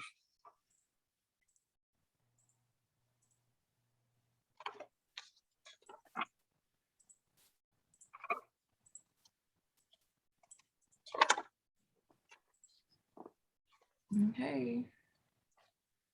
And then, oh, we got Barry. Yeah. All right. So the trustee information, does that look okay?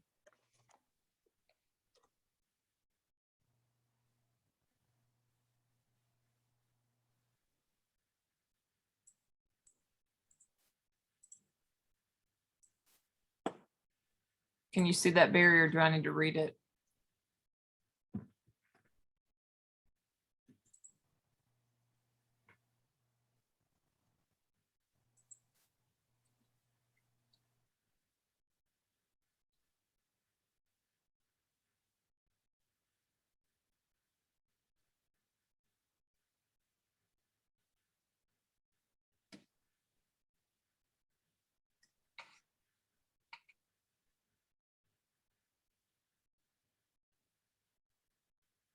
Barry, everything look all right on trustee?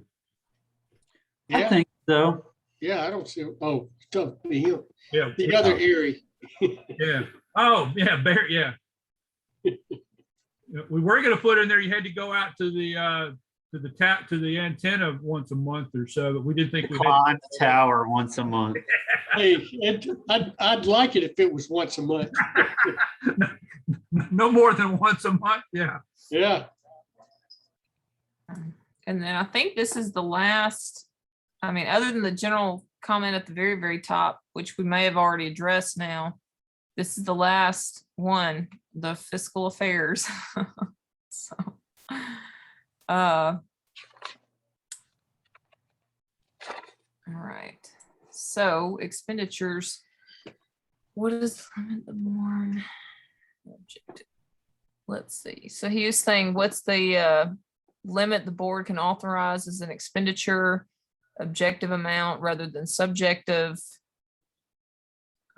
He was thinking maybe 150, 250 sounds right for an objective amount of,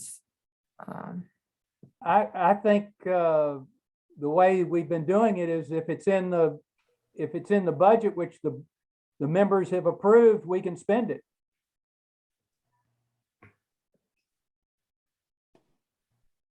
I mean, if Barry has to spend $2,000 on the climber, I don't want to have to go all the time if it's in his budget. yeah, y'all get ready. No, and I think, even in my limited experience, I think I can remember there being times where, like Bill said, they found a good deal on something and, they were somehow bogged down in having to get approval or something. So, I like how that's written, really.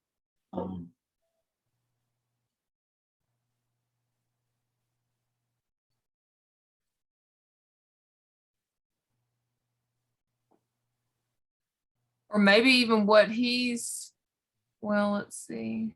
I don't It know does if say Jim really budget. realized the way the budget process is. Yeah. Right, it does point to the budget. Specific amount.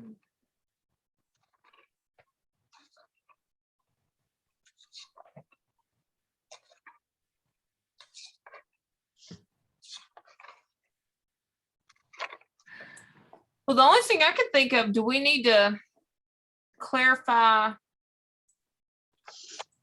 if it would go, because like even down here, if it's outside of the budget and the total budget would be changed, I mean, I guess at that point, do we need to clarify that it would go to the membership?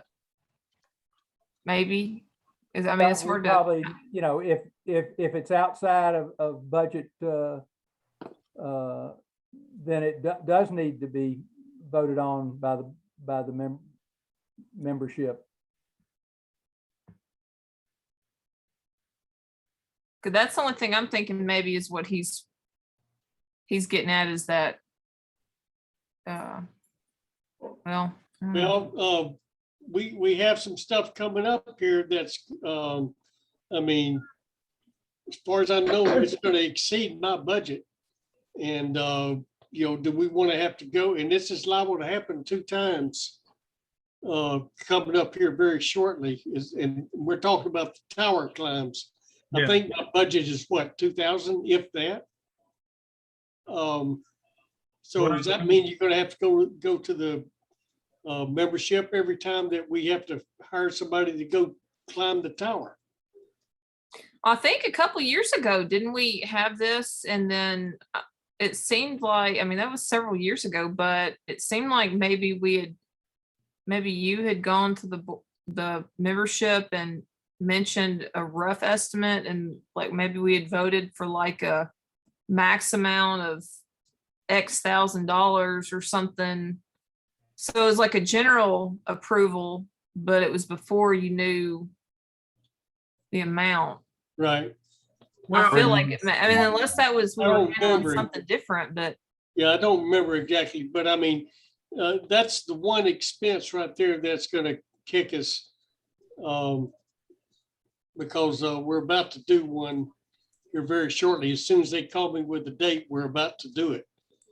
And we're liable my to, interpretation of the budget is, and I think what we've done before is, if we can if we're under budget on something else, we can allocate it into your budget. 9 point, well, of course, again, this is the proposed, so this isn't our current, but 9.5.3 would clear that up where we could reallocate and then always go back to the membership and say, hey, we reallocated $3,000 to the repeater fund and we pulled it from this, you know, do we have your approval to add this money from, I don't know, outside the budget? Because I know we've got the CD money and everything. But I mean, it does right here say we can reallocate it as long as it doesn't go over. Right. So, Yeah.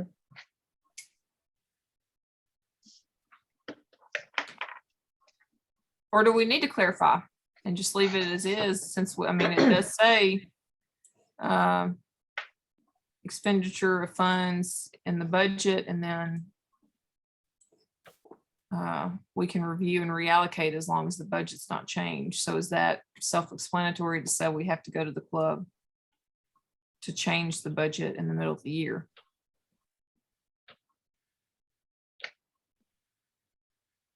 I think you should be able to reallocate.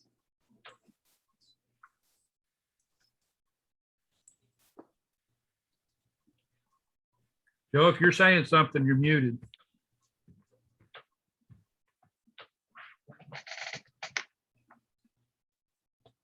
Yeah, I was saying that we could reallocate and then go to the membership at the next meeting to increase, you know, the Right. funds and reallocate to what the budget was.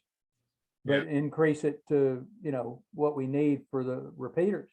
Right. Otherwise, you're going to wind up having to drag something out 2 or 3 months, you know, before you can never do anything. No, I think, well, you know, I see what you're saying. I think in this case, we can get around that, but that is something maybe for the board meeting. We need to see where we're standing. I mean, surely this year has been, you know, under budget on several items. We could come up with what you need. Right. Hey, if you do hear from that guy pretty soon, let me know. I'd like to be out there. No problem. Did he give you a proposal on cost for the day? 2,800. Okay, then what we That's might for the need to do is first have a special that's board for the- meeting to allocate 3,000. Yeah, the first climb will be, I've got the quote for it, at 2,800 or somewhere right close to that. And it's spelled out, you know, he'll have 2 guys there. We have him for all day and, you know, to do what we need.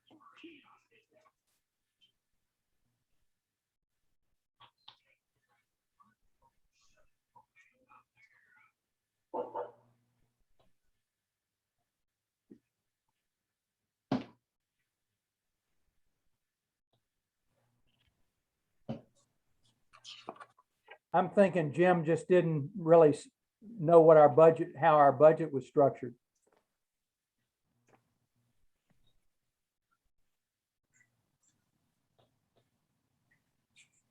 Yeah, you know, y'all know this better than I do, but if it's just a reallocation of budget funds from one pot to another, you should be covered right there. Yeah, I mean, my understanding of the budget's always been, we can reallocate, you know, within reason. But as long as we're not, the total bottom line doesn't change, we're all right. Yeah.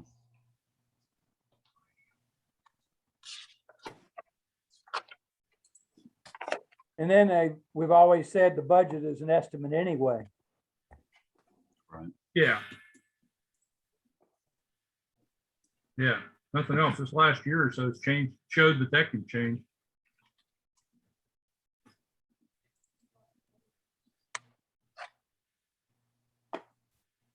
Hold on, I'm pulling something up. I mean, that ought to cover it. I thought about maybe putting something in there about, you know, repair and maintenance of the club repeaters, but I don't know. It seems like that section is gonna cover you.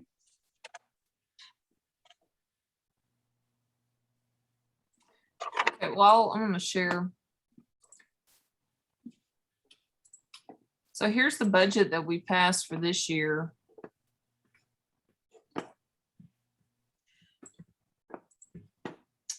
So, okay, so I get and I'm just kind of really, I guess, making sure we're clarified and good. Because I know, like, we can reallocate, so from, well, let's see, go down here to expenses. So we can go down, we can reallocate from the Huntsville trip or repeater, blah, blah, whatever, but like, would the budget then include where if, let's say that we have a $3,000 increase on the repeater system, then would we be able to reallocate it from, if we've got the money that we haven't rolled over from the CD or something like that, like, so could we reallocate from something like that? Or is that where we'd have to say only something with the line item? Well, I mean, I guess that has one in kind of, but I think it would be within the line item. Yeah, it has to be within the line items. We are pretty tight, aren't we?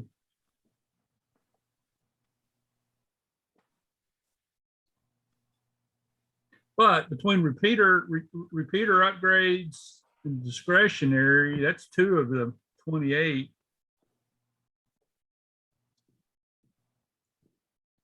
Well, and we didn't have a Free Fest donation this year, so there's 200. Door prize 500.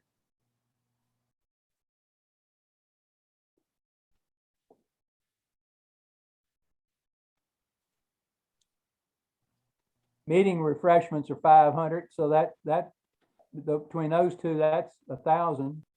Yeah, we're okay on this first climb. We may have to talk to the, that may actually be something to bring up at the,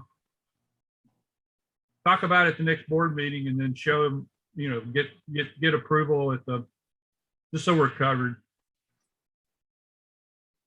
The budget is a little tighter than I remembered. But we probably figured based on 2020, it was going to be another storm year again anyway.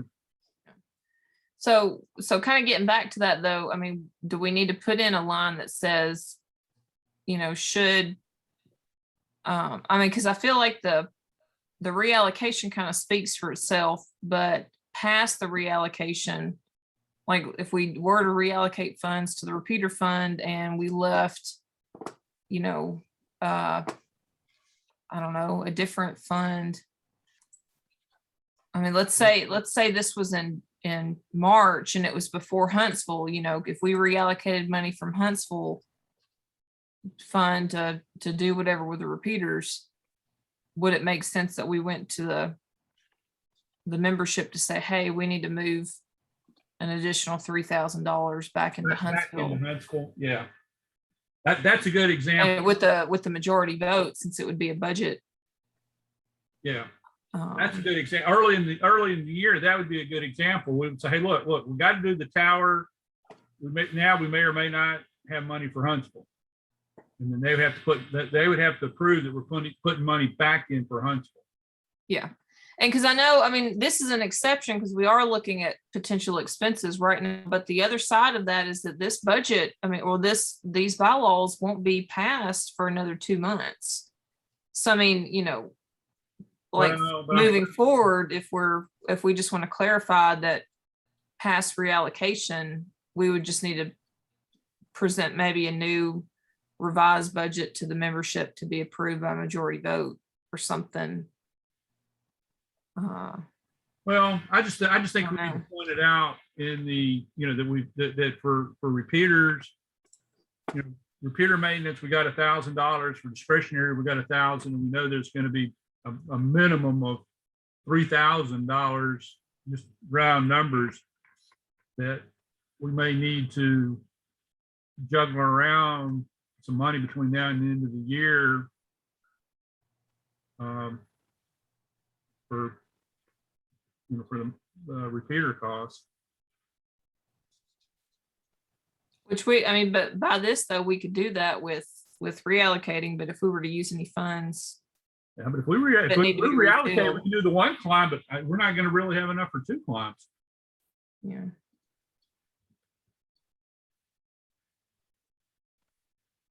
That's what I'm saying, I think it's gonna be, and I think I can't think of anybody that would disagree, but I would think that just in transparency, we need to, at the next membership meeting, say, hey, look, we're gonna need to use some out of our, go above our budget for the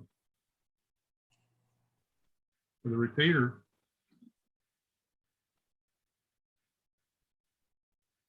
And I hope, remember what Mary Jean was talking about. Y'all did go to everyone and talk about some big repeater expenses, and I think we did ask that, I guess that was a modification of the budget, maybe. that's probably when we replace the antenna. I think so. Yeah, that's pretty expensive.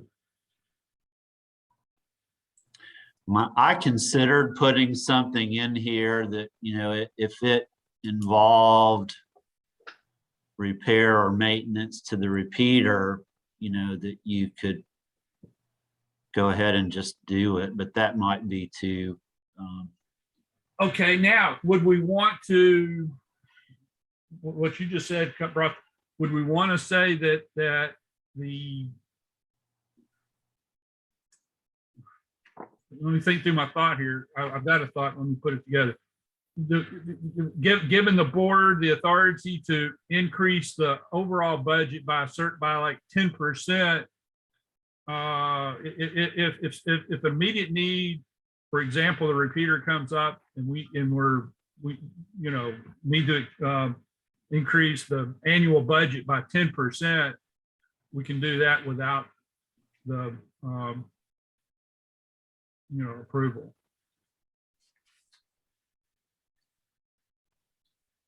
In heck, 10% wouldn't even really cover us this year.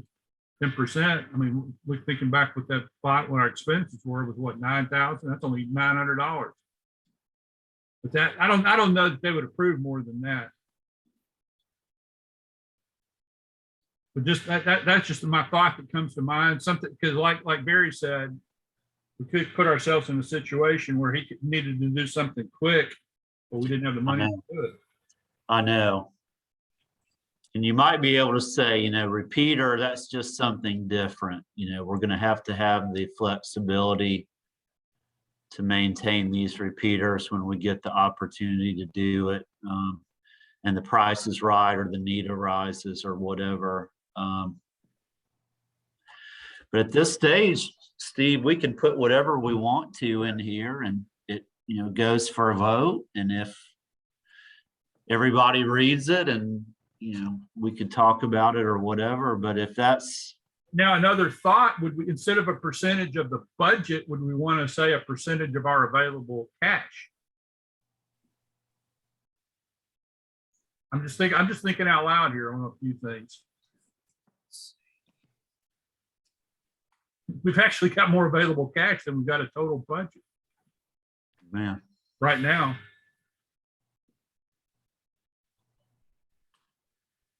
Well, and something I guess maybe to think about for next year, should we consider increasing our discretionary fund?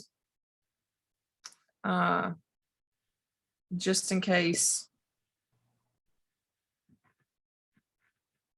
Which, I mean, that's not necessarily going to impact us for this, but just, it might be worth considering. Yeah. Have you still got the budget up on your computer? I can.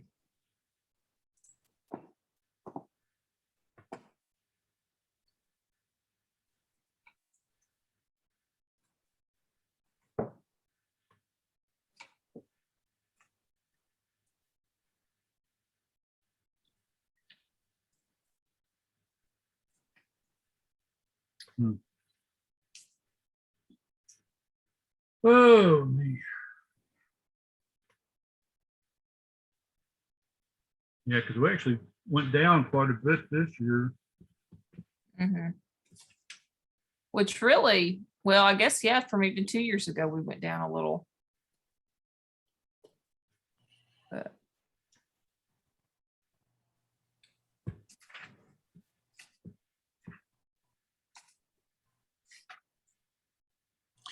You might just say with regard to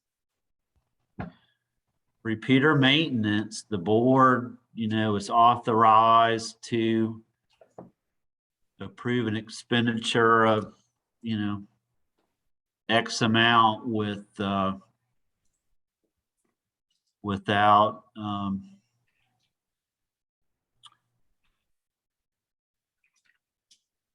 I think you see where I'm going. Well, I do, but now I'm starting to get nervous about that. Yeah, I am too. It's- I'd rather use the clause that we can have a meeting, to cover something like that rather than lock Yeah. ourselves in. And we have a meeting, and somebody go, wait a minute, you're only locked into $1,000 and we need 3,000 to fix it. Yeah. here we go. Yeah. Would that fix it? Special meetings. Yeah, I'd rather use that clause rather than lock ourselves in on the part of the bylaws about the expenses. Oh, and that's fine too.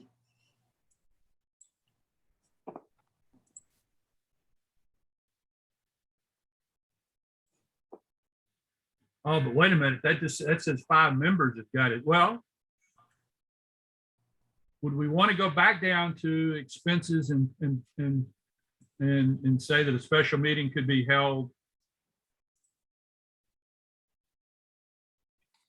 The board could call a special meeting. In the event of major change to the budget, a special meeting can be held. I'm just gonna type out this so we've got something to start Yeah, with, whatever you're saying. In the event of a major. How about instead of a major event that would affect the budget, special meeting could be held for membership approval, something along that line.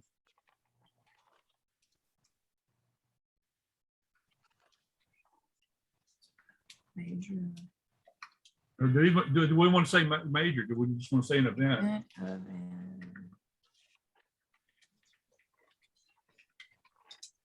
Yeah.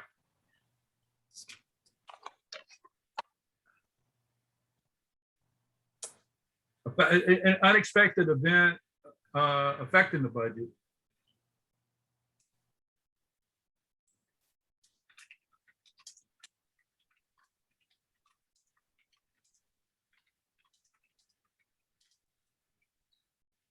There you go.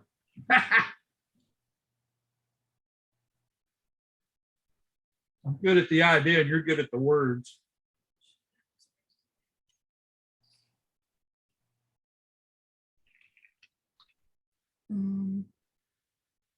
That would cause that Require expenditures maybe outside of the Yeah, budget. Yeah, yep. yeah. Or exceeding the approved budget.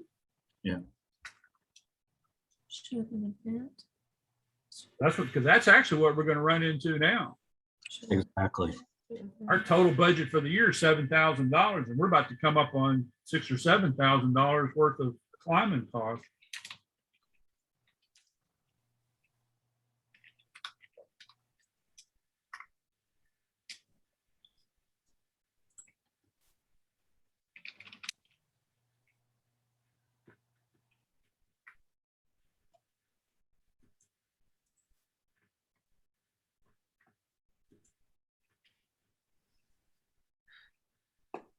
Well, do we?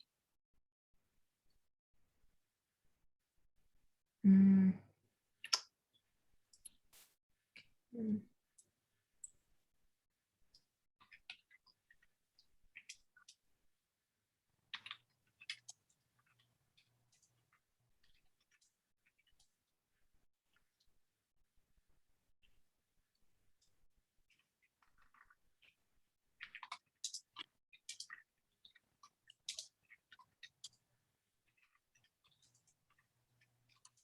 There you go.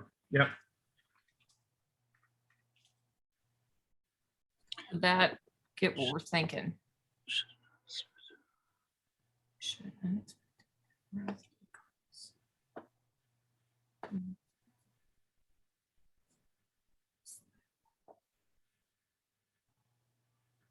Yeah, something awkward about cause the expenses exceeding that would, Yeah. Uh,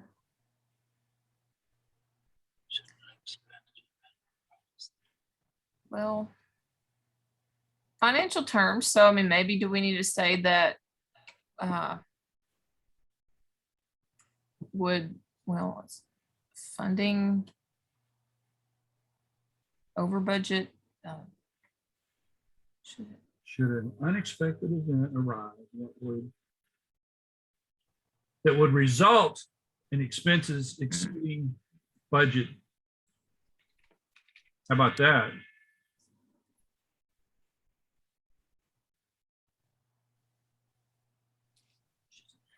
In expenses exceeding the total budgeted expenditures, something along that lines. Yeah.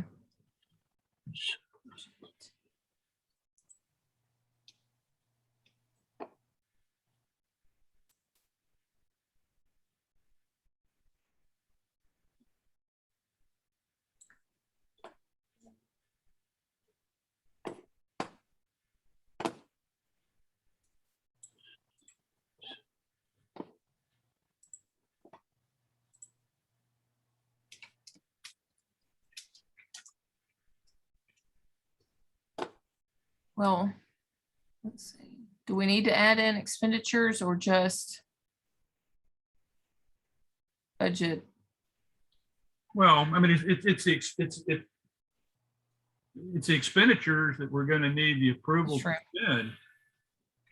The budget's made up of expenditures and income. We're not going to have to ask them if we can take in more money. Yeah. Yeah. Should an unexpected.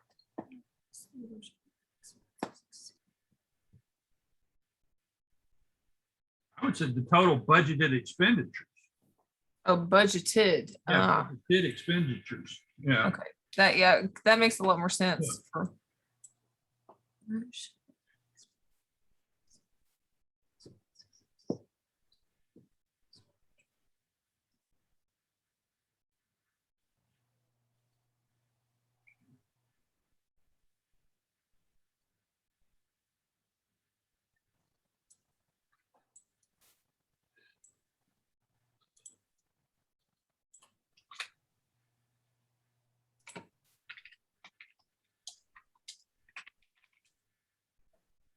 Yeah, that's good. Yeah, I like that.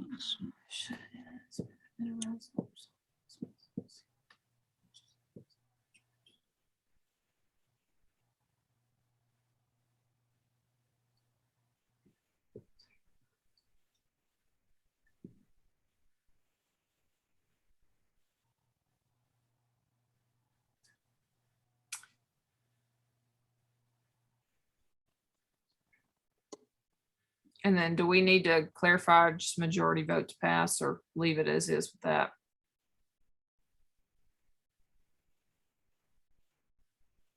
I think that's implied. I don't.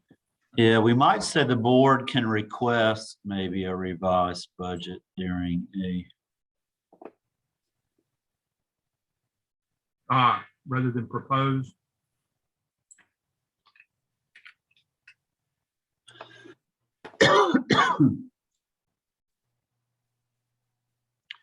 or maybe something an amended, but let me think of how we say that. You know what I'm getting at? Basically, Yeah. we're just gonna, Well, I've got the idea. She's got most of the words and you can put it in legalese. As long as we're legal. Thank you again, Perry, for being willing to, I mean, I know it's getting kind of late now. Hopefully this is the last thing, but we really do appreciate you being willing to come in and we're very help us welcome. check this. So. Well, I was just thinking, I am recording this, so I'll either tonight or sometime tomorrow, I'll send y'all a link I'll put it up. I think I've done that before. I'll put it up on our YouTube. But the YouTube stuff for the board stuff is in a private section where you got to have the link to see it. So I'll send y'all that if anybody wants to review what we've talked about.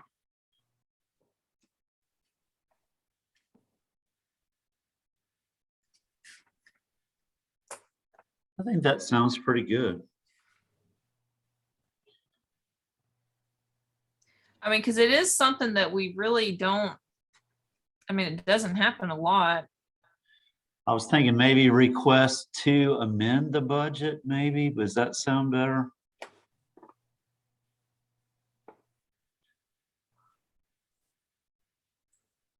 I don't know. And this probably doesn't make that much difference. No, I like that. I like that. I like amend better.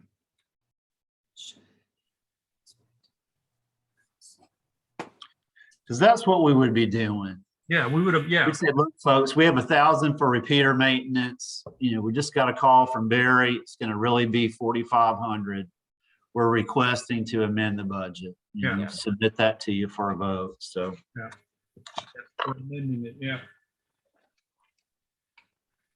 And that gives us the freedom to do that. I mean, it would seem like we could anyway, but I don't know.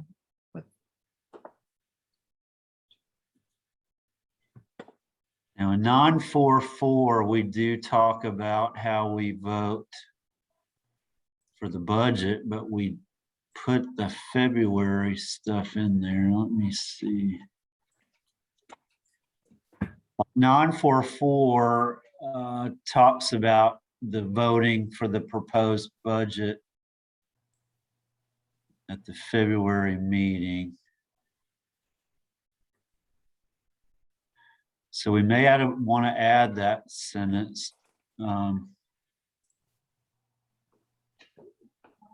might just want to copy Mary Jean that last sentence of 944 and Add it to 954, the new one. yep. And we might want to say the amended budget will be considered adopted by, what do you think? Yeah, that's a good idea. Good catch.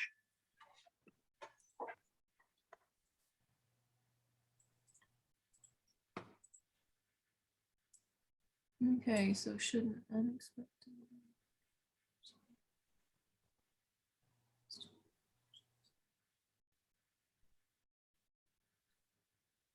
Sounds good to me. I think that I feel like that would cover it, but I think that would cover it. because everything else that's covered with this, we can reallocate. So Yeah, and if until it's if changed. it goes beyond simple reallocation, then we can, Then we can implement 954.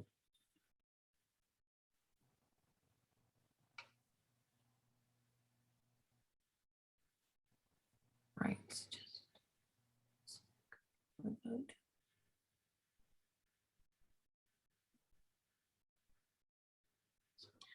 I almost wondered if, I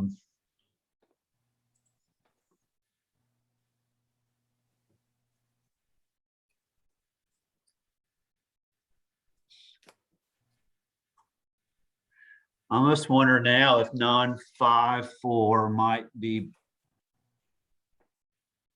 make more sense if it was 945, maybe. Oh, like up here. Oh, yeah. Because we've got our budget, we followed our process, and then we're saying if we want to amend that, then that's the procedure for that. And not put it in the discretionary, you know, not in the section. True.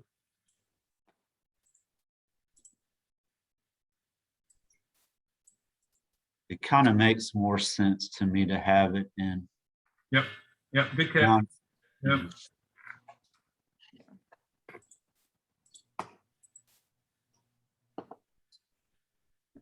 Yeah, I think that's really good now.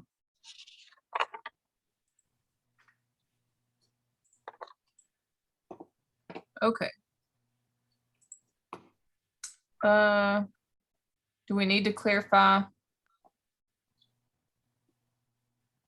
I mean, because I guess really his observation was maybe announcing it earlier, but if we wouldn't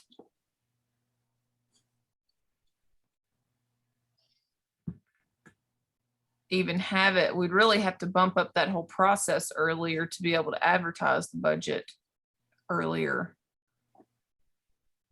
I mean, I feel like it's good where we've got it, but I don't know. What do you guys think? I do too. I mean, people, I mean, that's just the way we've always done it. Wow.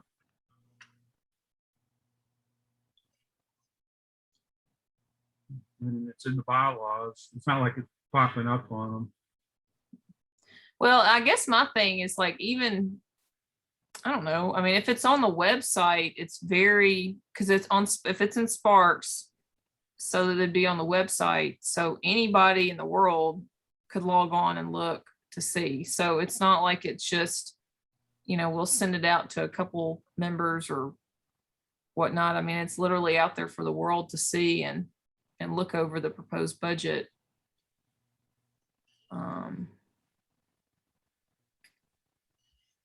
But I mean, like I said, I think it's good, but it's whatever y'all think too.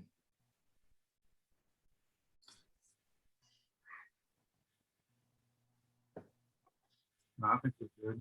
I don't think it ever really sneaks up on us. I feel like everyone kind of knows what's coming. I usually pick that meeting to miss if I hear about it too soon. Yeah. All right, well, I think that gets it. Let me double check back up here at the top. Would you humor me and let me just look at my thing real quick? Let's see. Yes. Let's see. Fix subjective, objective. Just a second and go.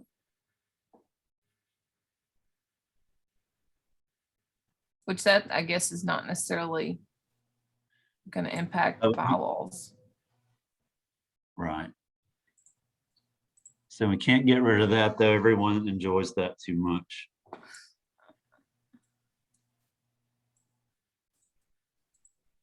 All right. So what would you like me to We skip go to, back Gary? to 231 just for a second. Yes, sir. Did we resolve that, this distribution? Is that? I mean, the fear was that we were saying that door prizes were distributing income to members. We didn't want to go further than that, I don't guess, did we? I forget when my internet went out. I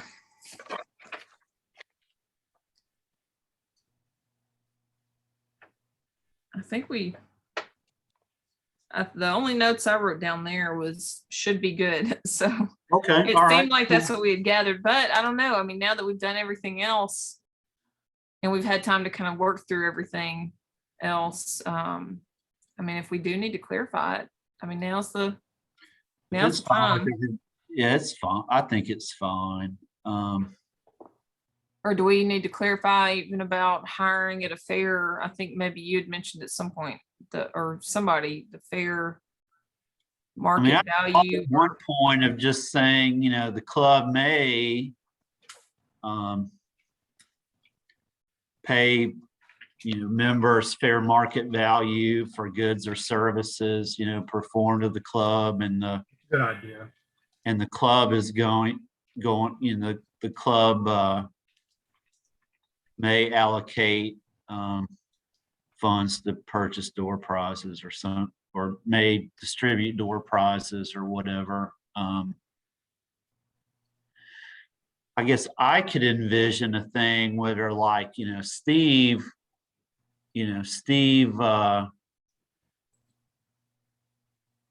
hires he gives money to his buddies and they call it, a door prize or something. Well, since it's in the budget, do we need to maybe even just say, Well, if it's in the budget, then I think that's probably fine. I just wanted to do right by y'all because it did seem like someone was concerned with the door prizes, and I just wanted to make sure that everybody felt like that was covered. And then I thought when I was looking at this earlier, if we ever did contract a member to do work for us or to create something for us, is that something you think should be in the bylaws or, I was just throwing it out Yeah, there. that's a good idea to go ahead and put that in there. I mean, not even totally related, but it's a good place to put it, but yeah, I think that covers us on that. Because like Joe But said, that's happening. They pay members fair market value for goods or services provided to the club, maybe something like that. Yeah.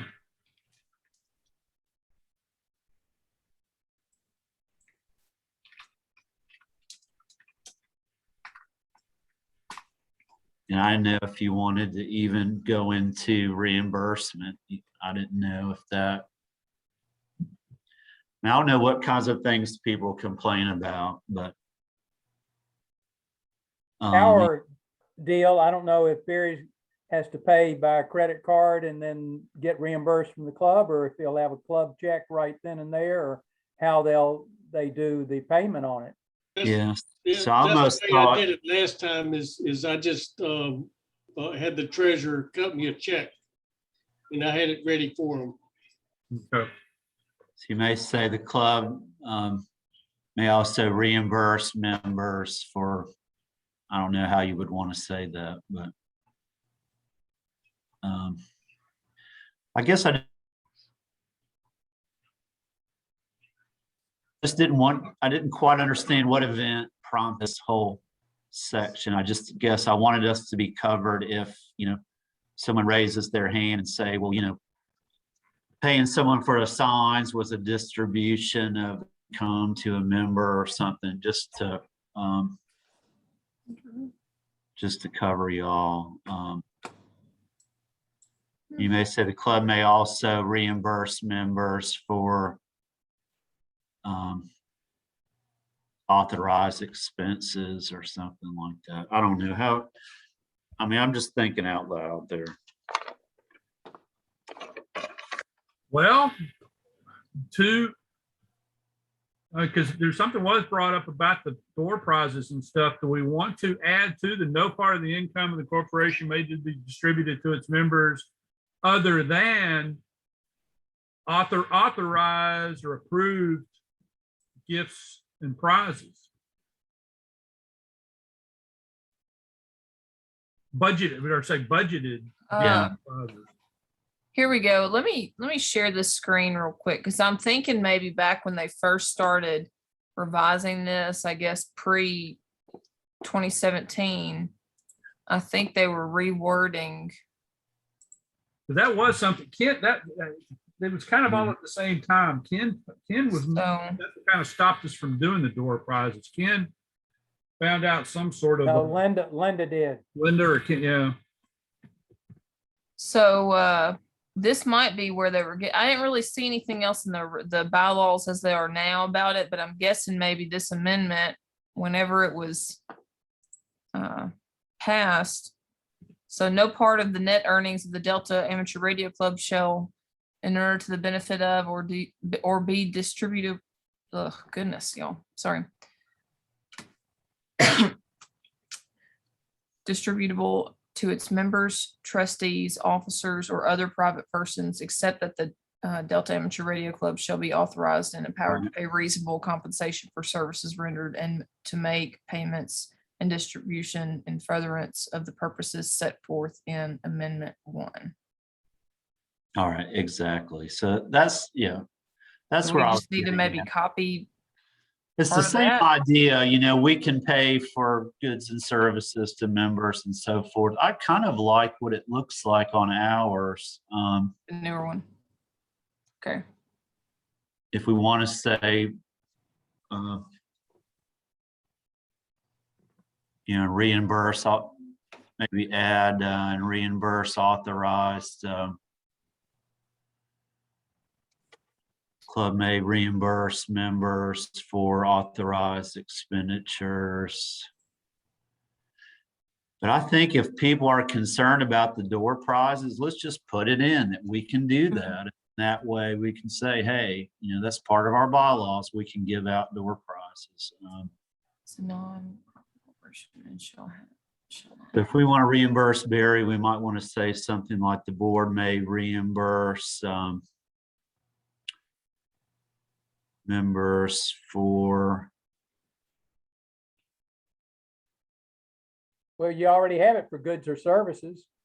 And if nothing else, you know, if we're wanting to pay gas for him going out to the repeater site so often, you know, wouldn't that be a service?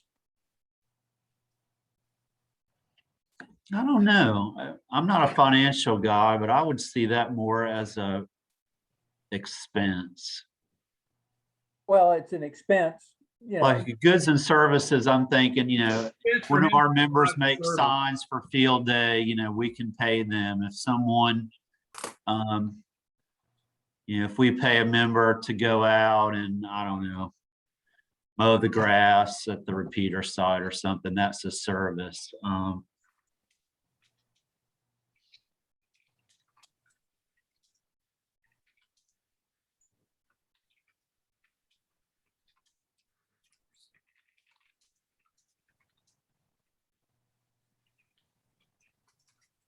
And may reimburse members for authorized expenses or something. I don't know, whatever you think.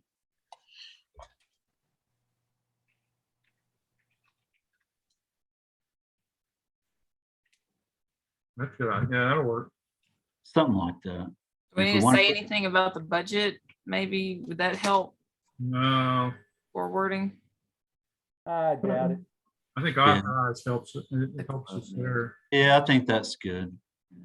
And if you want to say, you know, that we can, I mean, I don't know if you want to specifically put door prizes in there or not. Doesn't matter to me, but since that was the concern of someone to start with, I thought, you know, if you're worried about that, just put it in. And if it's in the bylaws, then you can do it.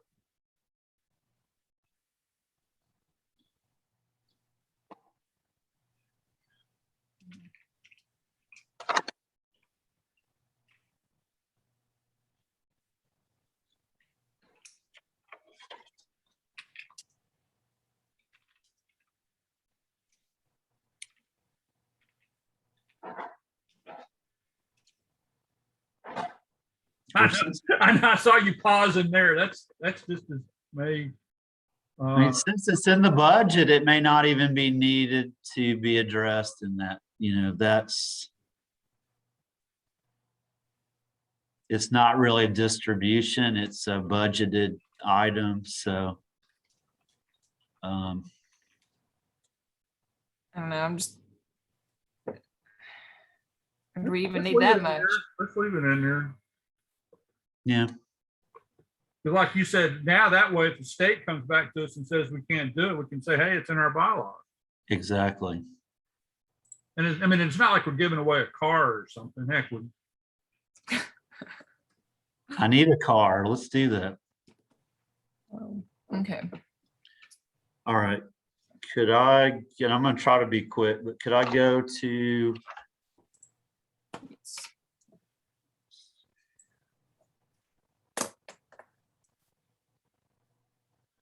could I go to 3, 5, 3, and 4? I feel like we missed a step because in 353, we voted to recommend the expulsion of someone, and we had to notify them of what the accusation was. all right. And then in 354, we say, once we've reported to the DART member, so I think there might need to be an intermediate step where we say the board will then make a report or we could add it to 353, whatever you think, but it seemed to me that we missed a logical step there. We voted, and then 354 said once we made a report to the DART members. So I just thought we might need to add somewhere in that logical step that and all something like and the board will make a report to the DART members or something. Maybe we could put it in 353. Does that make any sense? Yeah, no, it does. It does. We just kind of missed a step that we had to make a report to the members. Well, if we're gonna do that, we would need, I would, I would think we'd want to say, are we doing that at the meeting, or are we do, how are we doing it? How and when? Well, I wondered that too, because I wonder what form that rebuttal would take if the accused person stands up in a board meeting, or he sends an email to everybody, or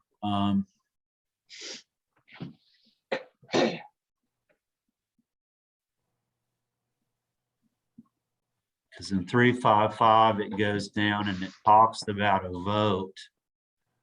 And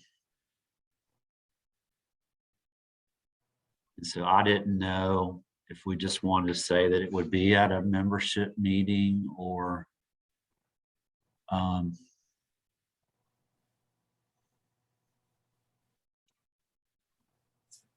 That I would say yes.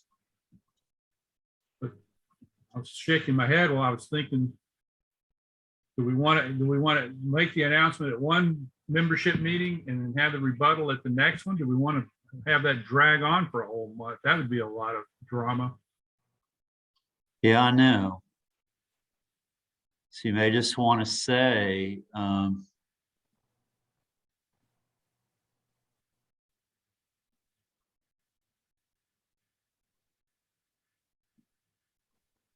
would say the rebuttal would be at the next membership meeting. And then I would say that the board, that the membership would be notified in a, just say it, in a timely manner or something like that, yeah, so maybe we could add to 353. The board will report the board will notify the members of the notification and the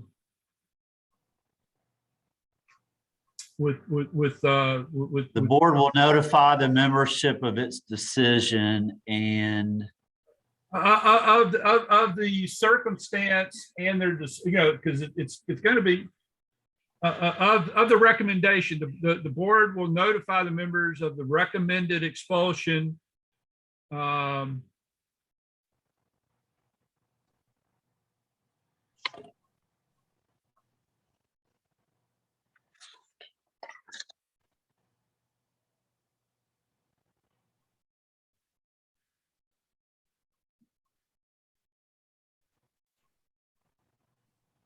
Well, but see, that's why I don't know that we really want to say, do we want to do it?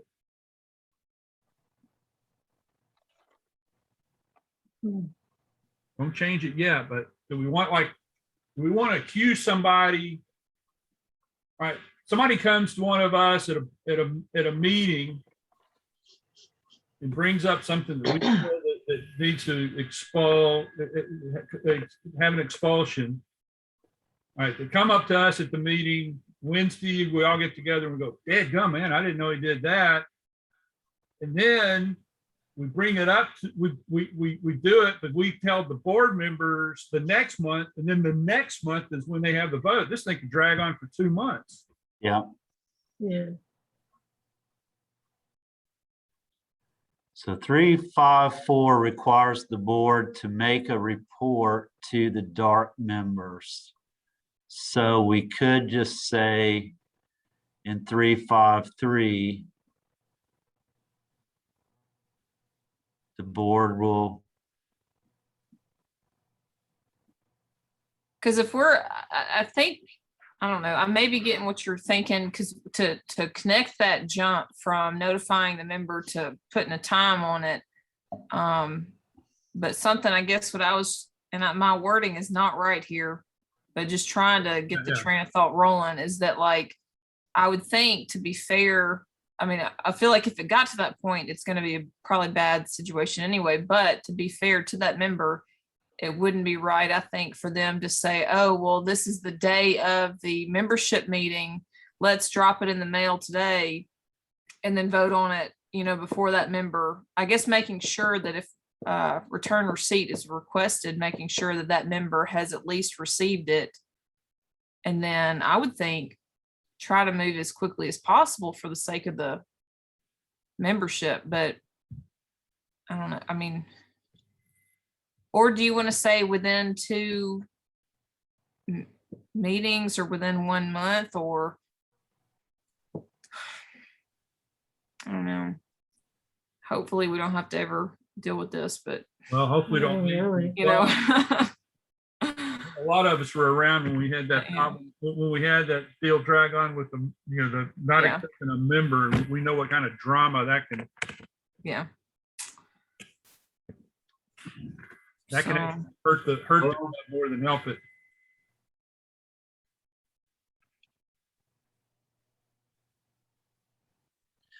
I didn't know the history behind this either, and so I figured there were certain reasons for it. well,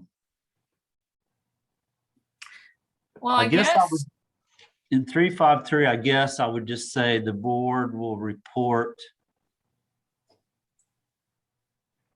its decision to the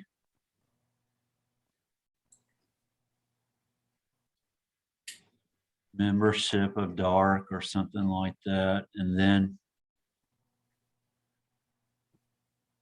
just because 354 requires that a report be made, so I guess we could.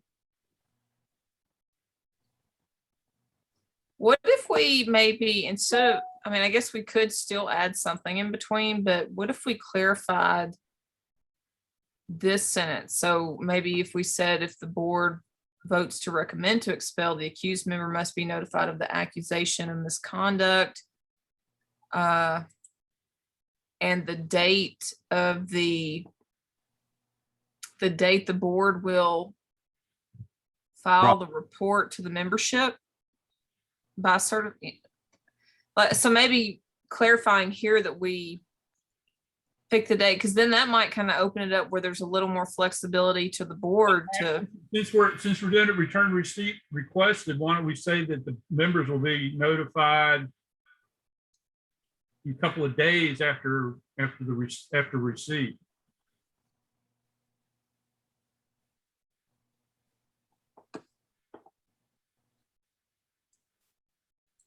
Within 1 week, something like that.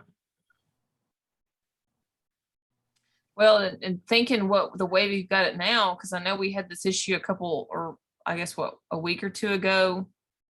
I mean, would we, like, if we had, let's say, 2 mass emails go out already for that month, and No, then something like certainly. this happened, and Yeah. would we want to pay to have a 3rd mass email to be able to meet like a couple days requirement of letting the members know?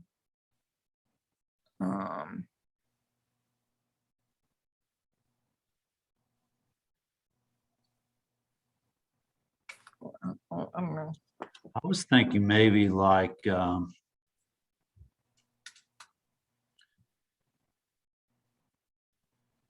we could just say that they would be notified of it, and maybe if the board is unable to contact the member, he or she will be notified by the certified mail that way. Or was that put in, you think, just to be it like a hands-off kind of thing, so no one would actually have to pick up the phone and call the guy? Was that just a preferred method, or did we feel like that was the best legal way to serve that on someone? I think Or so. I guess more the legal side. It's more okay, Paper trail. paper trail. Okay. It's not in writing. It didn't happen. You probably heard that before somewhere.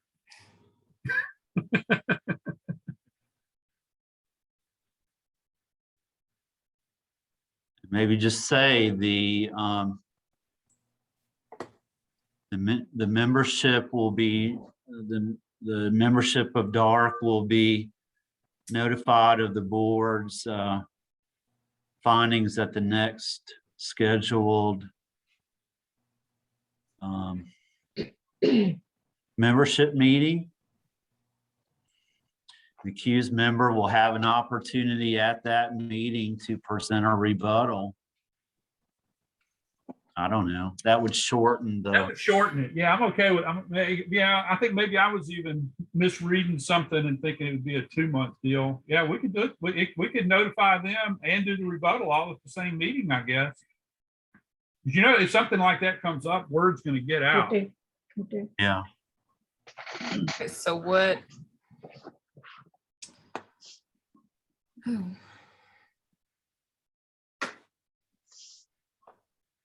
All right, now let's just set, let's just modify 5.4. Let's just say membership will be the recommendation and the recommendation and whatever will be reported to the DART members at the next meeting. And then the membership, the accused member can do their, yeah, just change it where, Yeah. yeah. All right, so the board will report its findings to the DART members at the next scheduled membership meeting. Findings or recommendation, at that point, do we really have, Yeah. Yeah, I like that.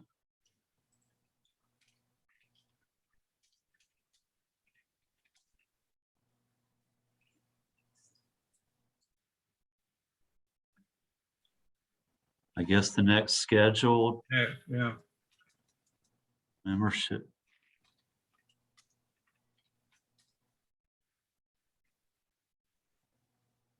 The accused member will have an opportunity to offer a rebuttal at that meeting. And then you could put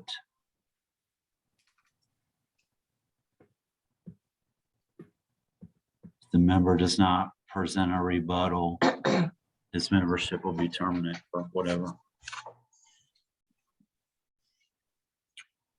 The accused member will, the accused member will have an opportunity to present a rebuttal.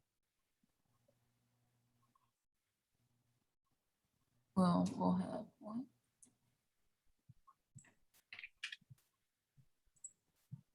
Or maybe say with the accused member will then be given an opportunity to present a rebuttal. Does that make sense? Mm.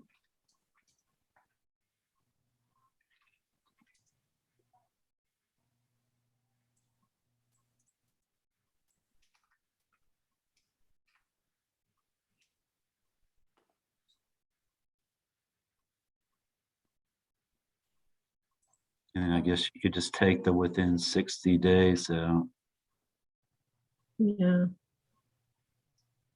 I guess just say if he's not present at that meeting and he doesn't make a rebuttal, then his membership shall be terminated. mm, I don't want to, yeah. yeah, yeah. So it's pretty good except that 60-day window. Yeah. I think that's what we're getting at. And then maybe delete 353. Or are we leaving? No, we still got to let Still the. keep it. We're just Yeah, clarifying do this. that.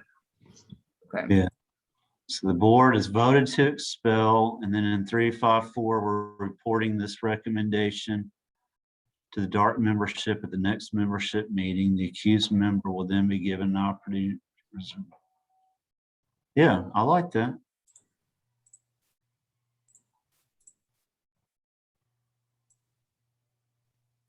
Wow, we just accepted all the comments. We cleared everything out. I mean, I Well, thought of a scenario where, you know, this, I guess the board would just have to time that, you know, we wouldn't want to, they would just have to be mindful, you know, not to try to do this 2 days before a meeting or Right, something. right.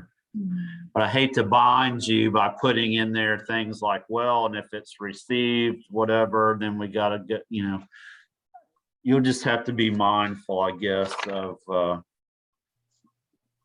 that. Yeah, this is one of those cases where for what the intention rather than the letter of the law. Well, I just felt like you wanted to be clear on this No, that was- because that it's was gonna good. happen. It's gonna happen. It's gonna be ugly and the guy's gonna want his due process. So I figure we would want to be careful with that Right. section. Right, no, very good, very good, another good catch. Could I go to 412?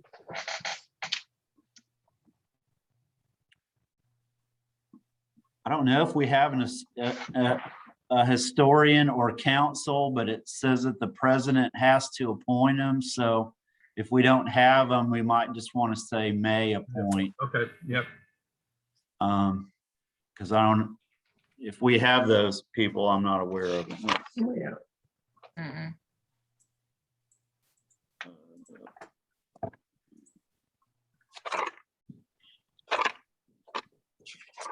That's all the notes I have, folks. Good catch, Counselor.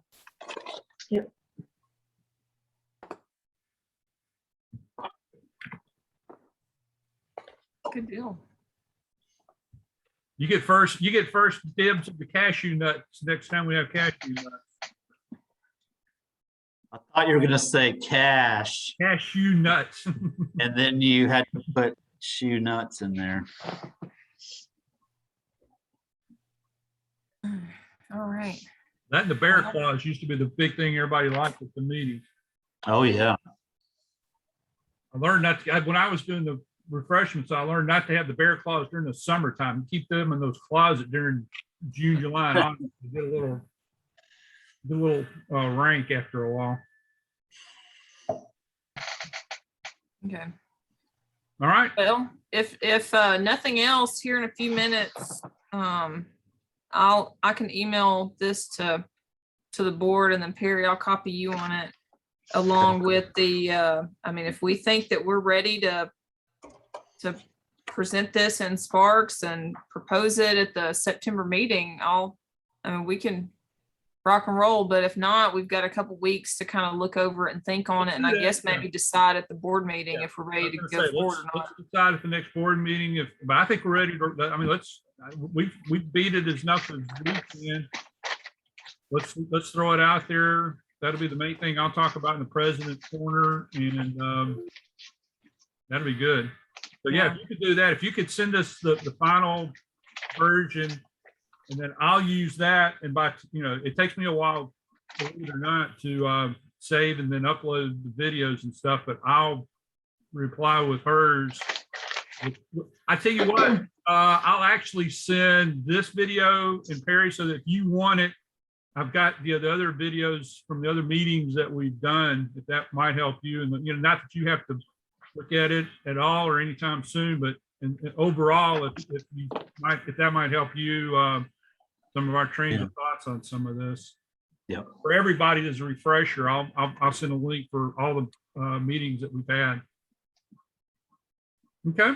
And something, I mean, I know there's not many of us left, and I can mention this at the board meeting as well, but just something to keep in mind too, like, I think as long as we get the bulk of it done, because we're very likely to realize in December that something, we should have done this or that. I mean, once we get the bulk of this done, it'll be easy to go in and say, let's amend this paragraph and present it, and it won't be as such of a big deal. But so as long as we can kind of as long as it's solid enough to get forth the main part of it and we're not going to be violating any laws or anything, then hopefully, hopefully we can finally get it revised I think so. for now. So Thanks to you mainly. You've done a lot on this. I appreciate it.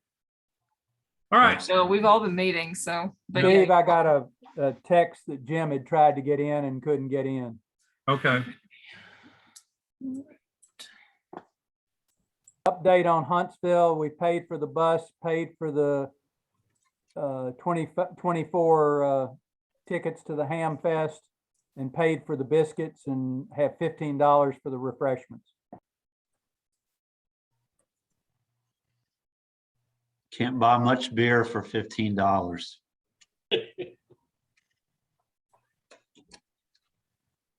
Voice of experience. All right. Anybody? I've got- read that somewhere. Speaking of beer, I've got a wine glass that's been empty here for a while. So, all right. Anybody got anything else? All right. Yep. Thanks to Yep. everybody. I'll see Joe and some of y'all down at the bus. And I'll, like I said, I'll get this all out to y'all as soon as I can, probably sometime tomorrow. All right. Thank you. All right. Thank you, Perry. Thank you, Barry. Thank you, All righty.